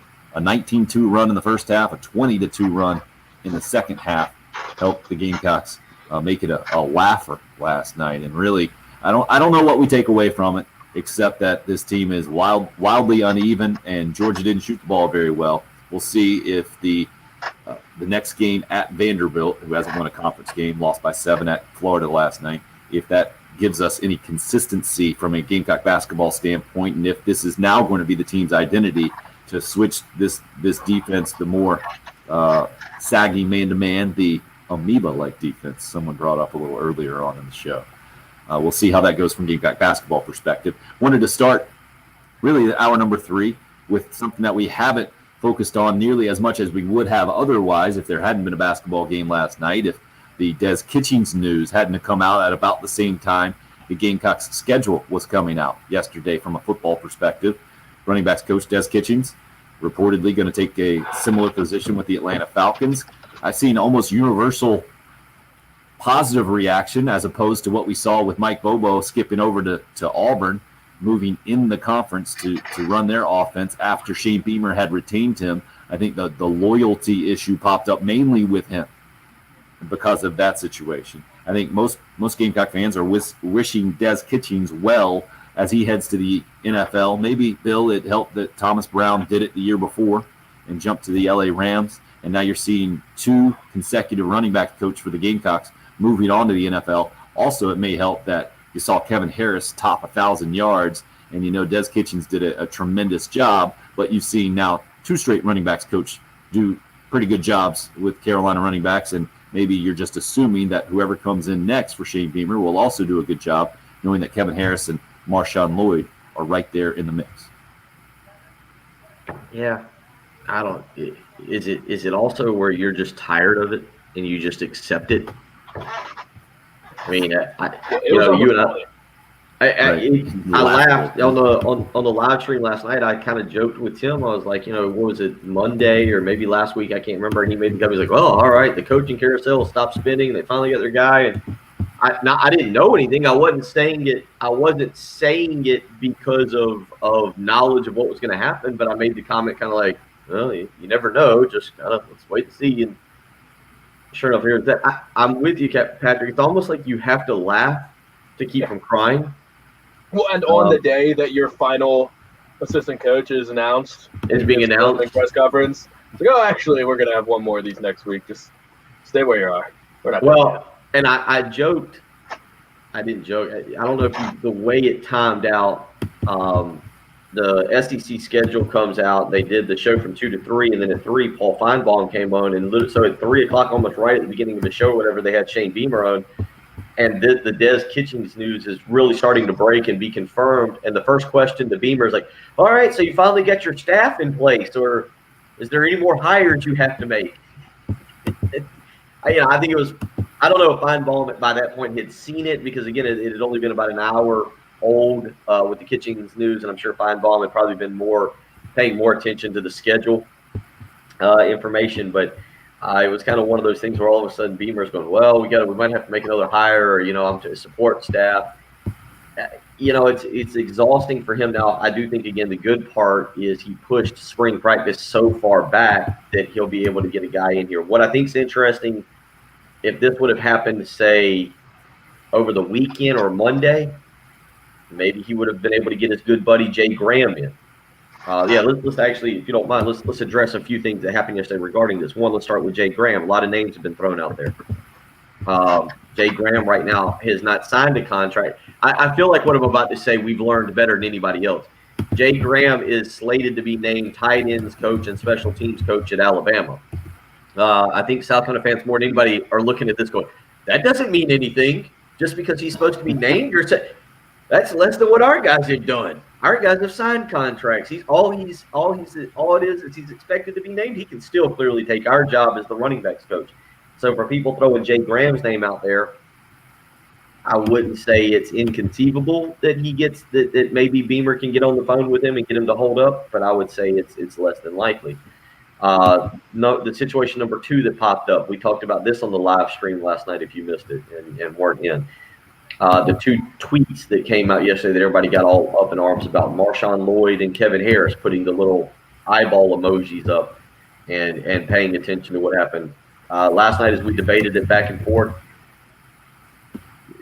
given that there was no context to what they were texting. Maybe they were texting about the schedule. Maybe they were texting about Des Kitchings. Everybody who says, well, Marshawn Lloyd's gone, that's it, he's transferring. It's hard for me to believe that he just convinced the staff to take a good friend of his in Debo Williams and bring him down, and that now he's going to transfer. He's had so much change. The whole program is entirely different from the day he committed. Thomas Brown's not here. Will Muschamp's not here. Mike Bobo's not here. Like, I have a hard Mike time. Pearson, the only guy. Yeah. That's it. He's the only guy in the storm. It still remains. Both the coach, the running back coach and the head coach that recruited him, gone. Yeah. He's already pledged his loyalty to Shane Beamer on Twitter, saying, "I'm with you." But Yeah. now this is the one that pushed him over. Wasn't Brian McClendon the offensive coordinator when he committed, probably back in the day too? So you're on number 3 now? That is a good point, Brian. That's excellent. That's for a kid. Like, I mean, so you're right. I don't think that he's necessarily, I just don't, I think they were doing what kids do. They saw it. Maybe it was a little bit of a surprise. The way it seems that this popped up with Kitchings in Atlanta was kind of last minute, obviously. So it's hard to say that I don't foresee him transferring. And Kevin Harris did the same thing. And look, man, Kevin Harris, I don't want to say he owes a ton to Des Kitchings. I give Kevin Harris some credit for going into the weight room himself and working out and becoming the player that he showed this year. But certainly I'm sure there's a very strong bond between those two. But I don't anticipate those two transferring because Des Kitchings is taking the Atlanta Falcons job. But now the question will be who does Shane Beamer get in here that wants to be here? I think the thing that hurts about this the most, in my opinion, is that Kitchings was a South Carolina guy, being from Wagner. You heard Justin Stepp kind of mention that. I understand why Kitchings made the move, but the continuity within the staff, if you'd have had another South Carolina guy, a guy who had some ties, Justin Stepp, again, talked about watching Des Kitchings run when Justin Stepp was growing up at Pillion and watching high school games. I think that's the thing that stinks the most is you had a guy, I mean, you've got Jimmy Lindsey, who's from the Sherrall area. It's Justin Stepp from Pillion. You've got, again, you had Des Kitchings from right down the road in Wagner. From Wagner. And so you had a lot of guys with South Carolina ties. Beamer, obviously, with his own ties to the state, both through being born in Charleston and growing up or coaching here at South Carolina. So maybe that's the thing you hate the most. But I don't foresee anybody transferring. We'll see. I don't foresee right now Jay Graham getting back involved. And for everybody saying, well, let's go get Marcus Lattimore. That's an idea, but I don't know if you need – I think they need an elite level recruiter, somebody who's got some experience. I don't know if Lattimore fits that bill right now. 803-404-6100 is the number. All right, let's talk about the schedule. We'll move forward to that. Actually, let's see. Raphael says it's not as if Lloyd and Harris can follow their running back coach to the NFL, so maybe he's a little less concerned than if Des Kitchings had gone somewhere else in college. To me, when you're a running backs coach, it's a good sign for your program when that guy, when that's almost a rotating door, because no one stays a running backs coach if you're really good at the job that I know of anyway. You mentioned, Bill, that one of the reasons why Jay Graham left Carolina in the first place because he didn't get a recruiting coordinator title. You're always looking to move up out of that just running back coach spot, I think, so you can make more money and so you can kind of progress in your career. This is I understand yesterday when I first saw it, my head it totally exploded for sure. But it just kind of I think it's kind of the nature of SEC running backs coach to a large degree. If your running backs are doing well, that's a good sign. Other people getting jobs. Someone else hit us up. Eric and Sumter says, is this a lesson to all new coaches to just completely start over when you go to a new job? Maybe, because, I mean, that's typically the way it is. And I was very surprised that Beamer kept as many guys as he did, 4 guys off of Will Muschamp's staff. And now it's down to 1, and Mike Peterson, the only remaining Will Muschamp assistant coach. So we'll see how that continues to shake out. I'm not going to say it anymore, Bill, that the coaching staff is now set and moving forward with Shane Beamer. I'm not going to say it anymore. I already said it once. It was wrong. I'm not going to be making that mistake again. The schedule released yesterday. Eastern Illinois and East Carolina, the first 2 games. We knew about those non-conference games, but the SEC games we did not know about. At Georgia is game number 1, September 18th. Then Kentucky is the SEC opener the last game of September the following week for Shane Beamer. Troy is the break. So we get 3 non-conference games there in the first 5 for Carolina. And then the most significant game on the schedule, I feel like, for the Gamecocks next year, Shane Beamer, year number 1, against Josh Heupel in year number 1, October 9th at Tennessee. I think it's in a really good spot for Carolina. And somebody hit us up earlier, and they say they see a 5-2 start because Vandy is the next game. And certainly that would be just losses against Georgia and maybe Tennessee. And you still get off to 5-2 if you can beat Kentucky. So Georgia, Kentucky, maybe losses, and you win against Tennessee. Bill, you agree with me that the kind of the pivotal game of the 2021 season is that at Tennessee game on paper, as we see the schedule released yesterday? It is, but as you just said that, something dawned on me. This goes back, somebody texted in earlier this week. He's like, even with bad coaches, Tennessee beat South Carolina. We pointed out that South Carolina 7-5 against Tennessee since Philip Fulmer was fired, and they've lost the last 2. They were 7-3. Patrick, think about this. Think about this, Tim. Think about the sentence I'm about to say. Patrick Perrette has seen South Carolina have more success against Tennessee than Kentucky.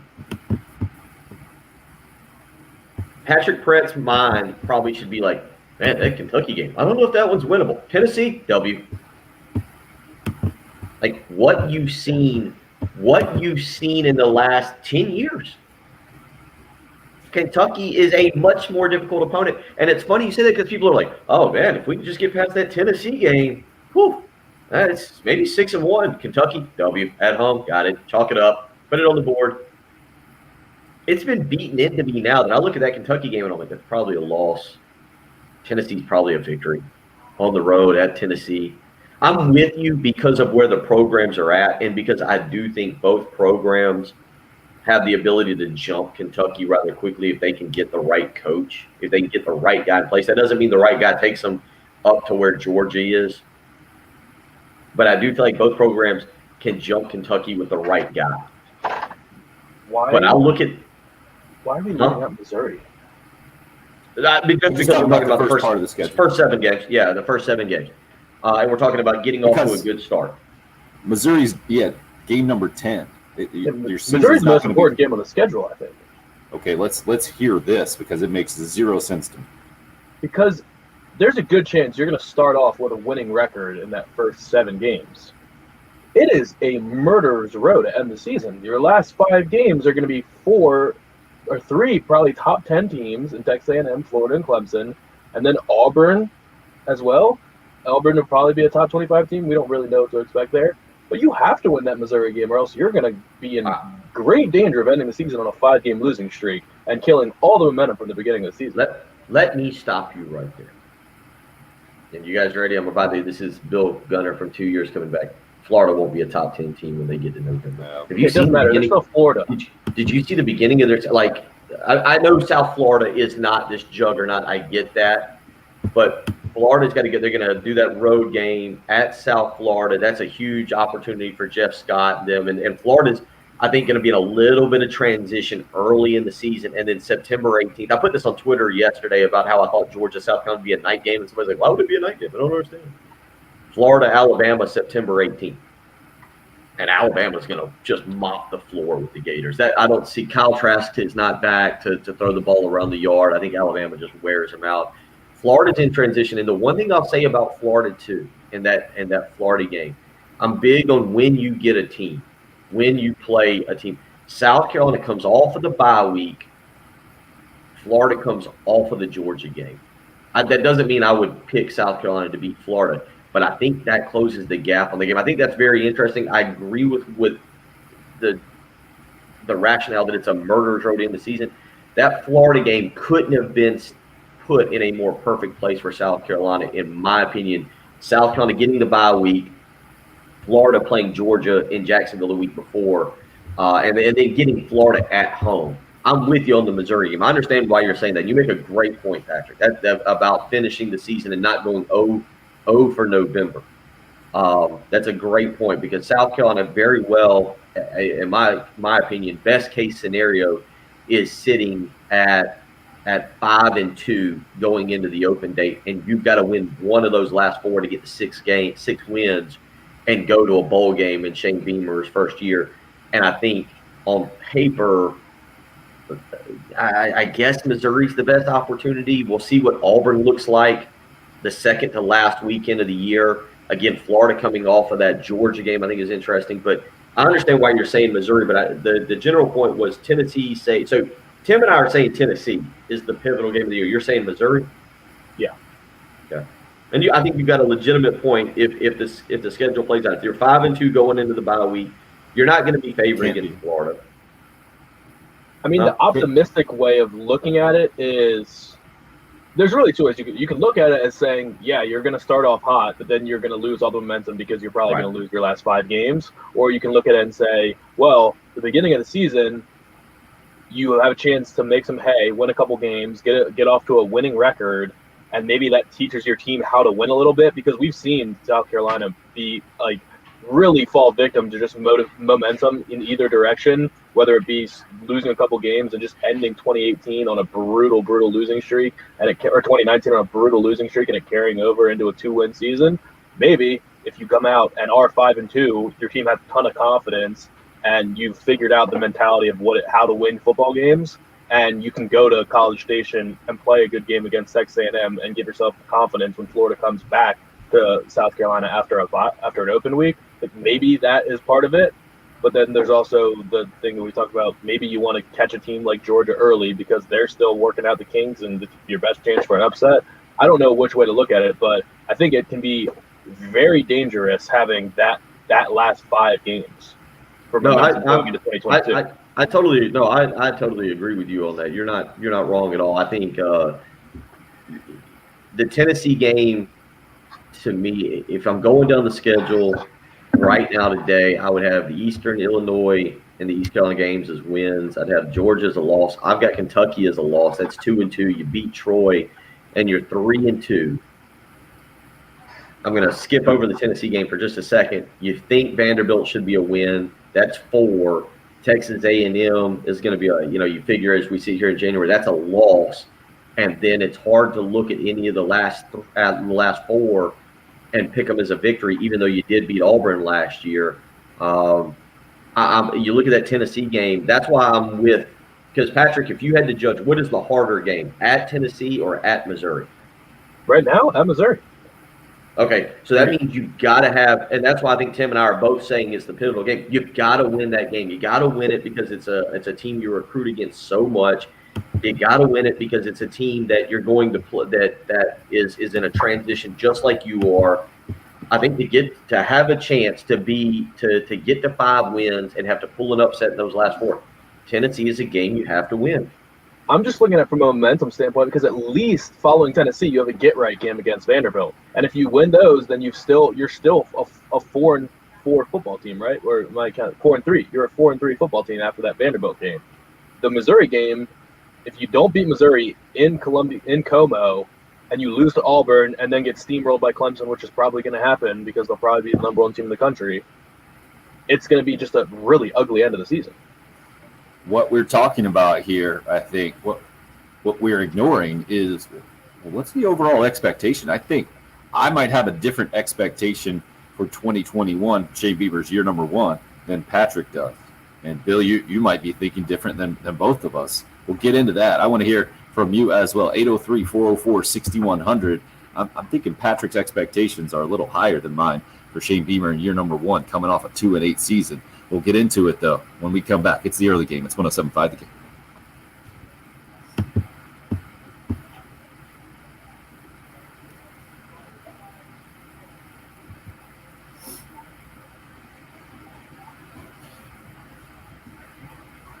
This is what Jim does, by the way. It was a late night. We did a live stream last night. If you didn't join us, we will do plenty more of those. We were doing the second half of the basketball game.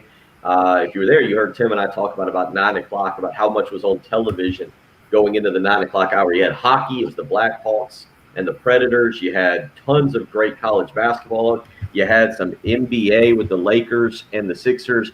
That meant I was going to need a great night of sleep today to be able to do the morning show. If you caught the for the first part of the morning show. Well, you know that I even after a great night of sleep, I was still a little groggy. But with a sleep number bed, I guarantee each and every night I get a fantastic night of sleep. Doesn't mean I want to get out of bed and come do the show. It just means I get a great night of sleep. But the sleep number setting on 55, that's exactly what I get. You can do the same. Proven quality sleep is game-changing sleep. Don't miss the weekend special. Save $1,000 on the Queen Sleep Number 360 Special Edition Smart Bed plus free premium delivery and setup when you add a base. But this offer ends next Monday, so you need to make the switch today. 2 stores to choose from, one in Irmo, Harbison Boulevard across from Buffalo Wild Wings, the other in Columbia, 2 Notch Road across from Sand Hills Mall. You can always visit them on the web, sleepnumber.com. Sleep Number, the official sleep and wellness partner of the NFL. Again, it's the weekend special. Now's the time to make the switch. Save $1,000 on the Queen Sleep Number 360 Special Edition Smart Bed. Free premium delivery and setup when you add a base, but it ends Monday. Make the switch to Sleep Number today and find out what a great night of sleep is truly like.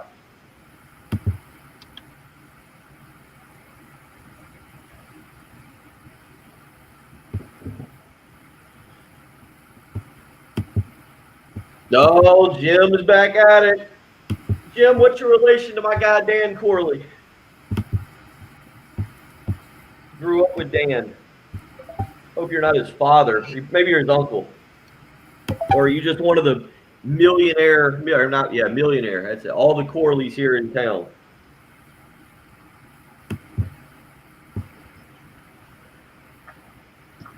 Good one by He's reporting Jim to PETA. We are. We're getting information on Mr. Jim Corley now. Ain't call anyone a chicken anymore. Find out who his relatives are.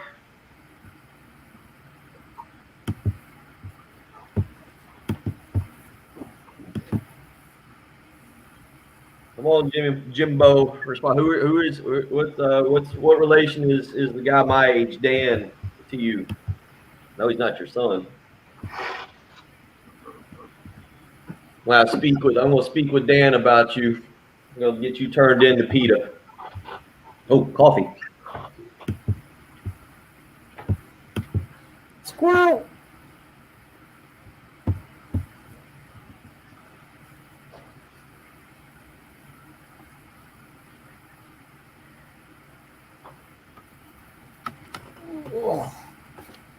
Oh, getting old. Patrick, let's see. You got two monitors in front of you, 2 to the side of you. Not enough screens going. You got to get on the phone, huh? Yeah. Boring you. See if we can turn it up.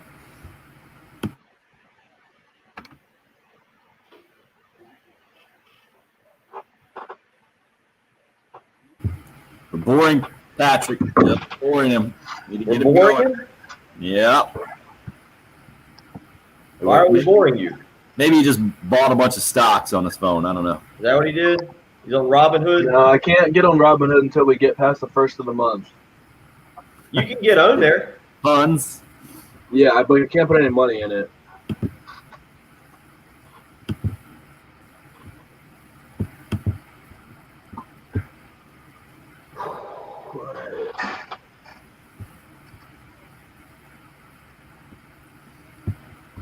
I've been buying into a therapeutics company called TG Therapeutics. They're down this morning, but everything's down except for these crazy. Oh, Moderna's not down. Moderna's back up. JP Morgan is back down. Affirm. CrowdStrike's under 200. That's a good buy right now. That'll go back up. Five Materials is under 100. Pfizer's down under 36.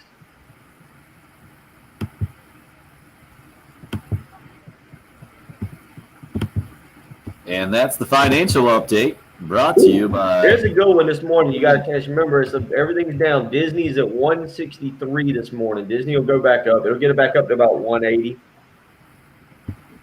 You got to be long in it. So is all this stuff good or bad for the businesses that are like AMC and GameStop? Is this just all irrelevant to them actually staying in business? AMC's not taking off like everything else, and I'm a little surprised by that just because it's actually something that millennials can, go back to the movie theater. But I would think that whereas GameStop, I don't know. I signed Austin up for the PlayStation Plus thing the other day, so he can download games now. So I don't. I guess GameStop, you're still going in. You should look at your Robinhood app if you have it, because apparently they're shutting down trading, a lot of trading. It looks like I was messing with it, and I was trying to pull up Nokia. It says, "Sorry, we've encountered an error loading results for your search. Please try again." That's why I don't put much money in Robinhood, because I don't ever trust getting it out. You can't do that. Those trading apps.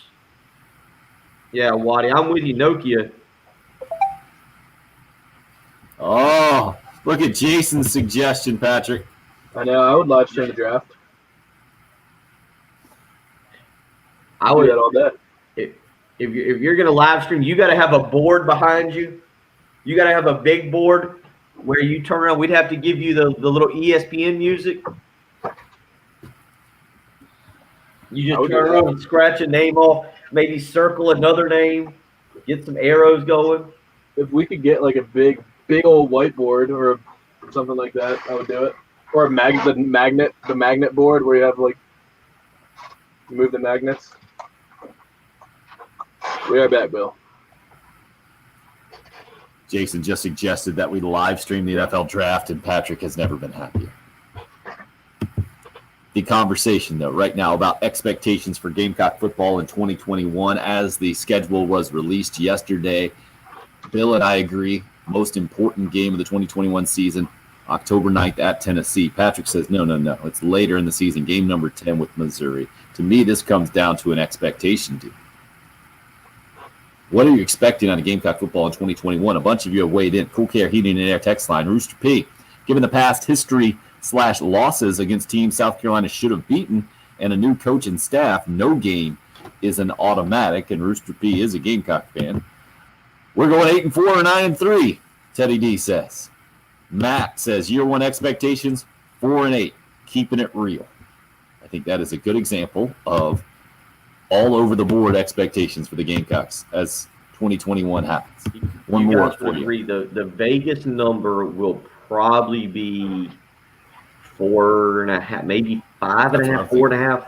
I'm thinking 4.5. One more text in on the Cool Care Heating and Air text line. Anonymous texter says, I think it's hard to have any kind of expectation because you have a brand new coaching staff. You also don't know who your quarterback's going to be and if he will be any good. You also don't know anyone's who's going to catch passes for the most part. You also have no idea what the defense is going to look like and if we have any linebackers that can tackle. That was from Anonymous texter.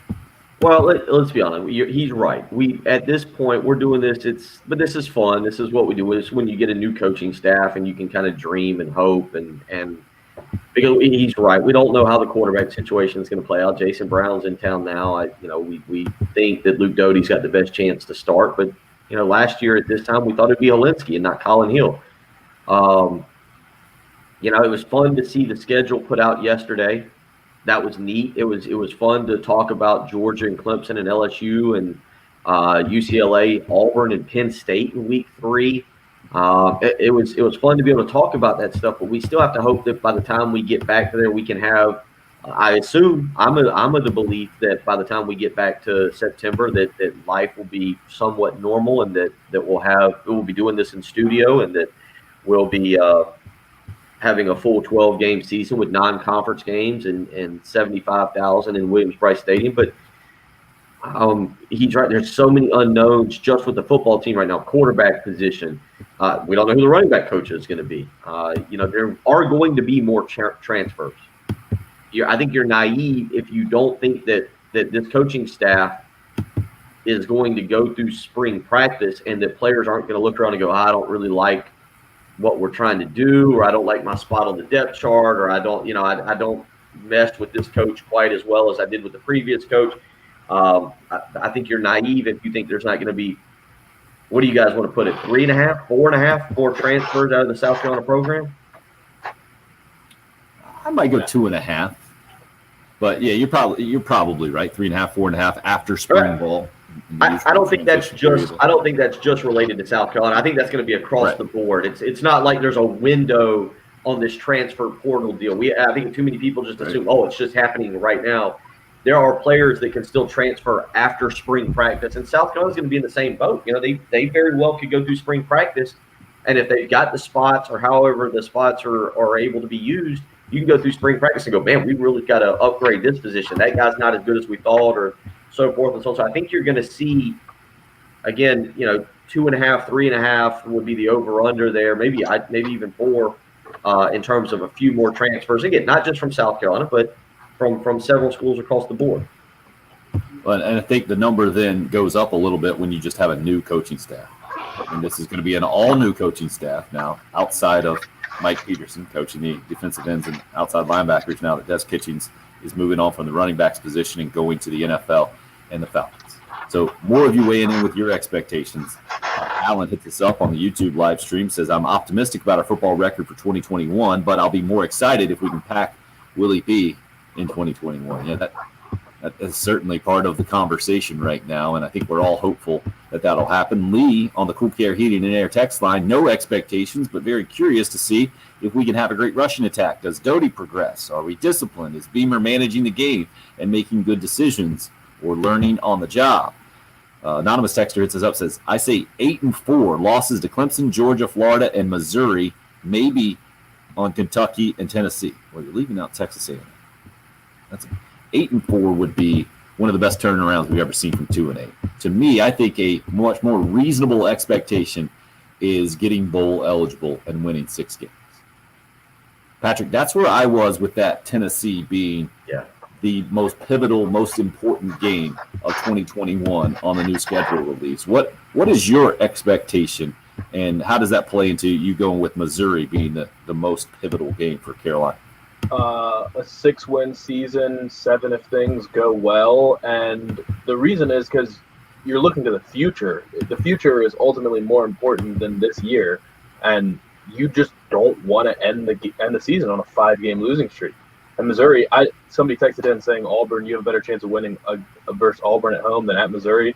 I still don't buy that. Auburn's going to be a much more talented team, no matter what. That's just always how it's going to be. So Missouri is going to be your best chance to get a win in those last 5 games. And going forward to 2022, you can't end on a 5-game losing streak. Like Tennessee, it doesn't matter because Tennessee it does matter, but it'll be sandwiched in between 2 likely wins in Troy and Vanderbilt, so you still feel better about that.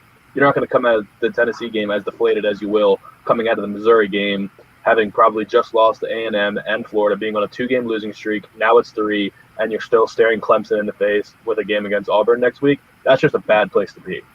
Oh, no doubt, but I think it's realistic. You understand that Carolina, okay, let's do this. At Texas A&M, double-digit underdog. Agreed? Yes. Florida at home, still likely a double-digit underdog as we sit here today, even though Bill likes to give Florida next to no credit. If not a touchdown, at least. Okay. At Missouri, probably a touchdown underdog, if not double digits. Not buying that necessarily? Okay. Touchdown, yeah. I would be surprised if we're a double-digit dog against Missouri. Missouri would have to be having a phenomenal year at that point. What was the spread this year with Auburn coming into Carolina? You guys remember? 3.5. Is it double digits? 3.5. No, 3.5. Auburn was quite double digits. 3.5. 3.5. Oh, wow. Okay. Auburn was a 3.5 point favorite. Trust me, I know. Okay. And then Clemson will be how a much do double I digit pay for a loss today by taking a team I'm pretty sure will win? Oh, okay. That's $50. Yeah, all right. There went that money. My point in going through that is that Carolina is going to be an underdog, if not a significant underdog, in all 5 of those games. My expectation is they're likely not to win any of those games, Patrick. So in my head, it skips to how much can you take advantage of better opportunities earlier on in the season. You're completely right. It is all about the future, and nobody is pointing. 8-4, that prediction or expectation seems wildly optimistic, and I guess I should be used to that by now doing this show and having heard some of the expectations of last year for Carolina, but it still boggles my mind. I think there will be much more reasonable expectations by and large for Shane Beamer in 2021, but you got to take advantage of the best opportunities on that schedule. And I think at Tennessee is a much better opportunity in week number, 6? in week 6 than at Missouri in week 10. Well, if you can win one of those games, you split those games 1-1. Which way do you want it to be? Which one do you want to take, and which one do you want to lose? Because that's how I'm looking at it. Which two? Missouri I and Tennessee. agree with you. Gotta From beat a Tennessee. timing You standpoint, got to beat Tennessee. But it's just think but about from a the timing mindset standpoint in the of schedule, I'm with you. Hold on. That's what I'm Patrick. saying. Think about the mindset. If you lose to Tennessee, because this year you lost to Tennessee and Florida, 2 games you felt like you should have won. You had a chance to win both those games, and you're really down. But then you just beat the brakes off Vanderbilt, and vibes are high again. So if you beat Troy and you lose to Tennessee, but then you just beat the crap out of Vanderbilt on October 16th, you're feeling good again. If you lose to Missouri, you have Auburn and Clemson left to go, and you're feeling really down because you're already on a 3-game losing streak. If you lose to Tennessee, there are better than average chances that you it's probably a great chance if you lose to Tennessee. Based on what I say, I'm counting Kentucky as a loss. Okay, so if you lose to Tennessee, you're 1, 2, 3, 4. So you are 4-4 going into the back half. That means you have to go 2-2 against Florida, Missouri, Auburn, and Clemson. You know you don't like your odds against Clemson at all. So you can chalk that up. That means you've got to win 2 of 3 against Florida, Missouri, and Auburn. So here's what I'm saying here. You're right. If you are 4-4 going to that back half, you lose to Florida, you feel like you're going to lose to Clemson. If you have to sweep Missouri and Auburn. If you lose at Missouri after you've already, if you go into that game, Patrick, I don't think anybody's going to care because your hypothetical was if you can have you're not going to a bowl. At least if you beat Tennessee, you're also just writing in an L against Kentucky.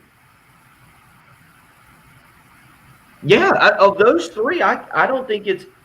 I mean, Kentucky is much more rank than Missouri right now. If you had to rank those 3, I'd lean to Kentucky. I'd probably lean Kentucky being a little bit better. But it's a home game versus an away game too. Right. Yeah. Kentucky at home, Missouri on the road. Yeah. So, Patrick, let's be very clear here. I say bowl eligibility is near best case scenario and the only reasonable thing to kind of expect optimistically for Gamecock football coming off a 2-8 season with a new head coach and so many question marks that have already been brought up at very important positions. Bill, you with me on that? Yeah, I mean, go ahead. Yeah, I'm with you. Okay, Patrick, where are you on the expectation for the 2021 season?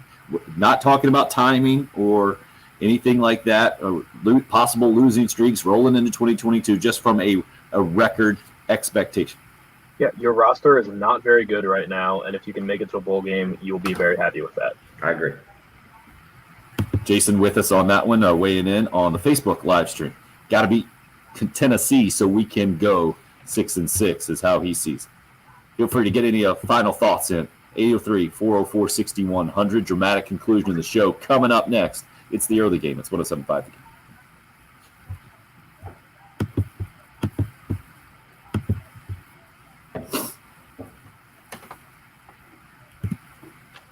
All right, Bill, you're almost there. You're almost made. Yeah, and it's off to the office. Woo, Dave Portnoy's going in on Robin Hood. He is not happy. You sports financial analysts, you guys are good.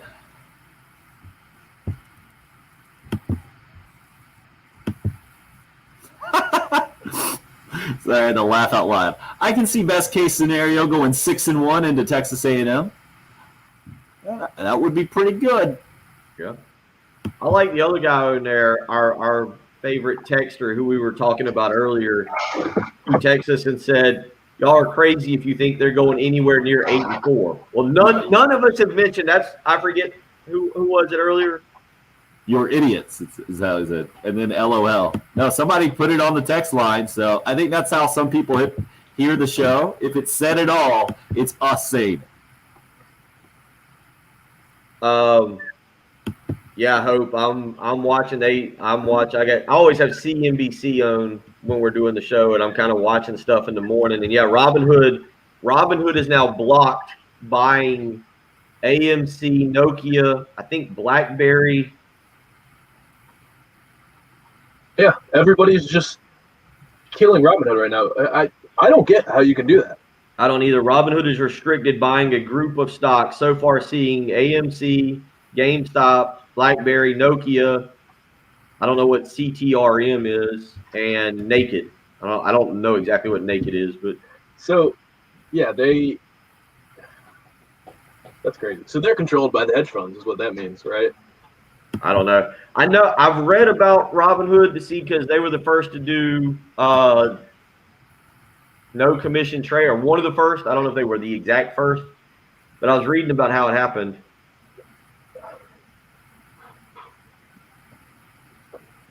Yeah, it is crazy. I agree. But I agree, Hope. It's crazy time. Stock market is crazy. That's why the stock market is not tied to the economy. Now I'm going down a path. this is illegal, though. I just Are you stopping yourself on that? yeah. This is why I don't do politics on Twitter. I see people I don't think this is politics. I think everyone agrees. I'm pretty sure. I don't know which side of the politics it would be. I don't understand enough, but I'm going just down a path. I'm seeing Braveheart This is where the memes. live Everybody, stream- This is where if it was just Tim, Patrick, Jen, and I'd be going on a tangent right now because they know me well enough, and I could go on my tangent, and Do I'd it. say something right now, and do it. You're not on the air. instead I'm going to sip my coffee with no creamer. Yep, Ty, I was going down a rabbit hole. I was going in a bad place. Well, if you've got AMC or GameStop, hold on to it. Don't sell I got it. AMC. That's what they want you to do. I hate I missed on Cox. I just see this Braveheart meme of William Wallace. Hold for all the GameStop and AMC stuff. I love that 25-year-old Patrick Perrette with zero investing experience. Is that correct, Patrick? Yeah, other than reading The Big Short.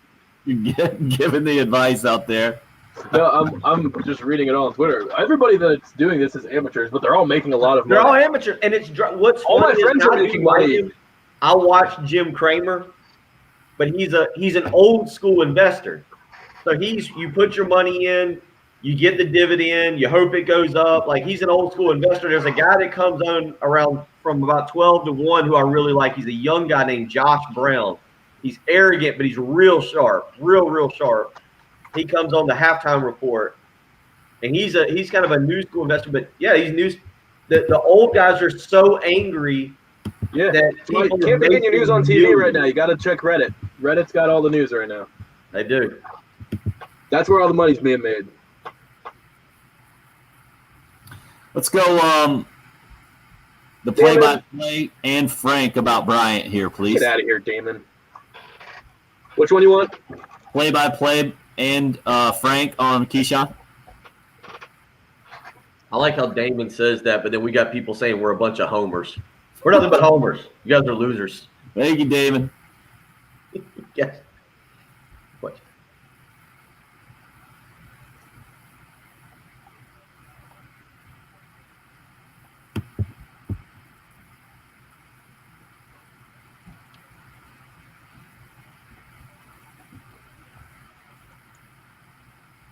So we got the Keyshawn Bryant play-by-play and the little Frank Martin on him right now.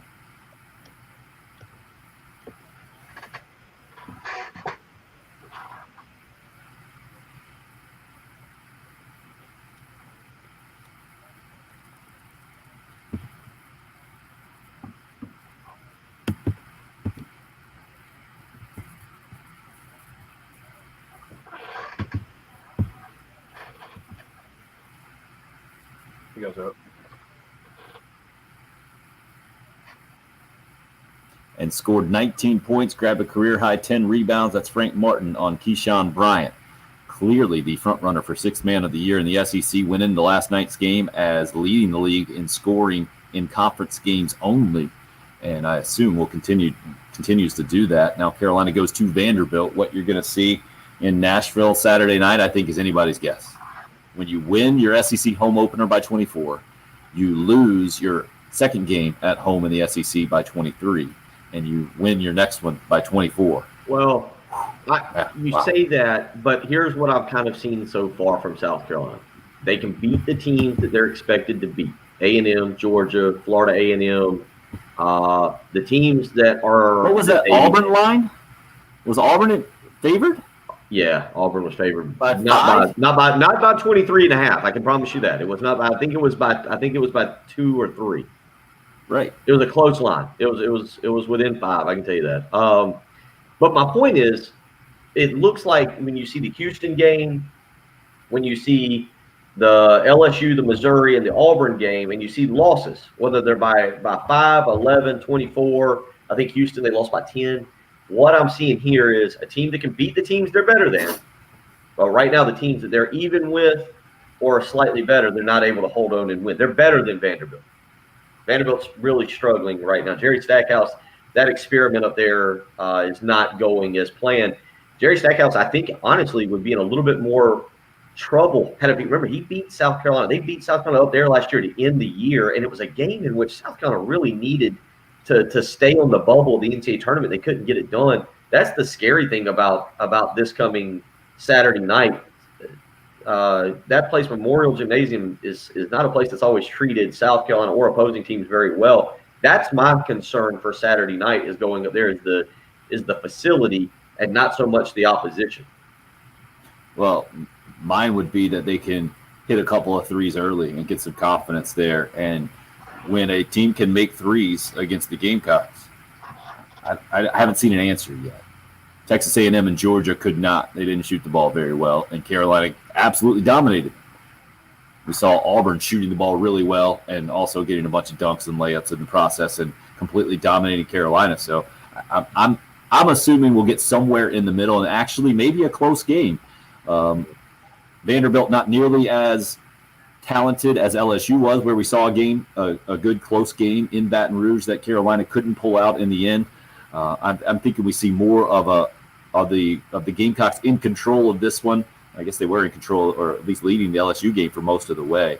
But I think they'll have more firepower down the stretch. I think it is big that they get Jalen McCrary back for a little depth in the rotation and confidence there. We'll see if the confidence can continue, though, with this team that has not been able to get any kind of continuity going, any kind of consistency going because of the COVID issues and the practice pauses and the whole thing. The football discussion this morning has been a really interesting one, for sure. And hey, real quick, hold on. Before you go to the football conversation, real quick, I just point out, Stackhouse's first year was last year, correct? Is that right? That sounds right. Mm-hmm. Stackhouse right now, he's 0-6 this year. He was 3-15 last year. Jerry Stackhouse in SEC plays 3-21 as a coach. No one's trying to tell you that they're really good. But that win last year does stand out that Vandy had against Carolina for sure. And Scottie Pippen Jr. is pretty good. Outside of that, I don't know how many challenges they present unless they hit some shots from the outside. The football conversation was about the expectation for the 2021 season. Damon didn't quite understand where we're coming from. You guys should be replaced. You all have a loser's mentality, he says, talking about how many games Carolina is going to lose. I'm saying be positive. Let's see. The next one was change the culture. Most teams go into a season thinking they're going to win every game. The fans do too. And then, how's the baseball team looking? That's all from Damon within a few minutes stretch. Well, baseball team is preseason number 17, 18, I think. Depends where you look in the recruiting class. Very well thought of. We'll see what Mark Kingston and company can bring to the table here in about 3 weeks. But, Damon, I don't think you understand our function here as a sports talk radio show.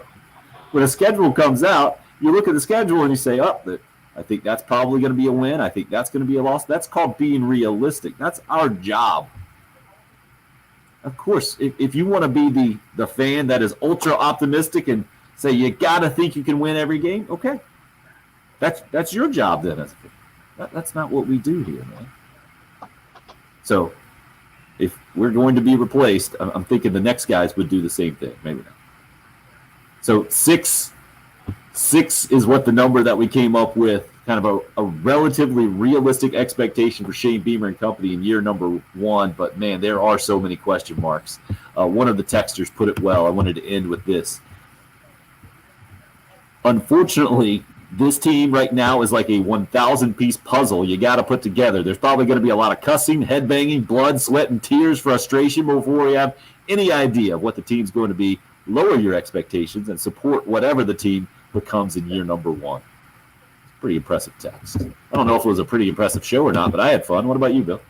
I had a blast. Nice work, Patrick. New coffee tomorrow morning. Get fired up.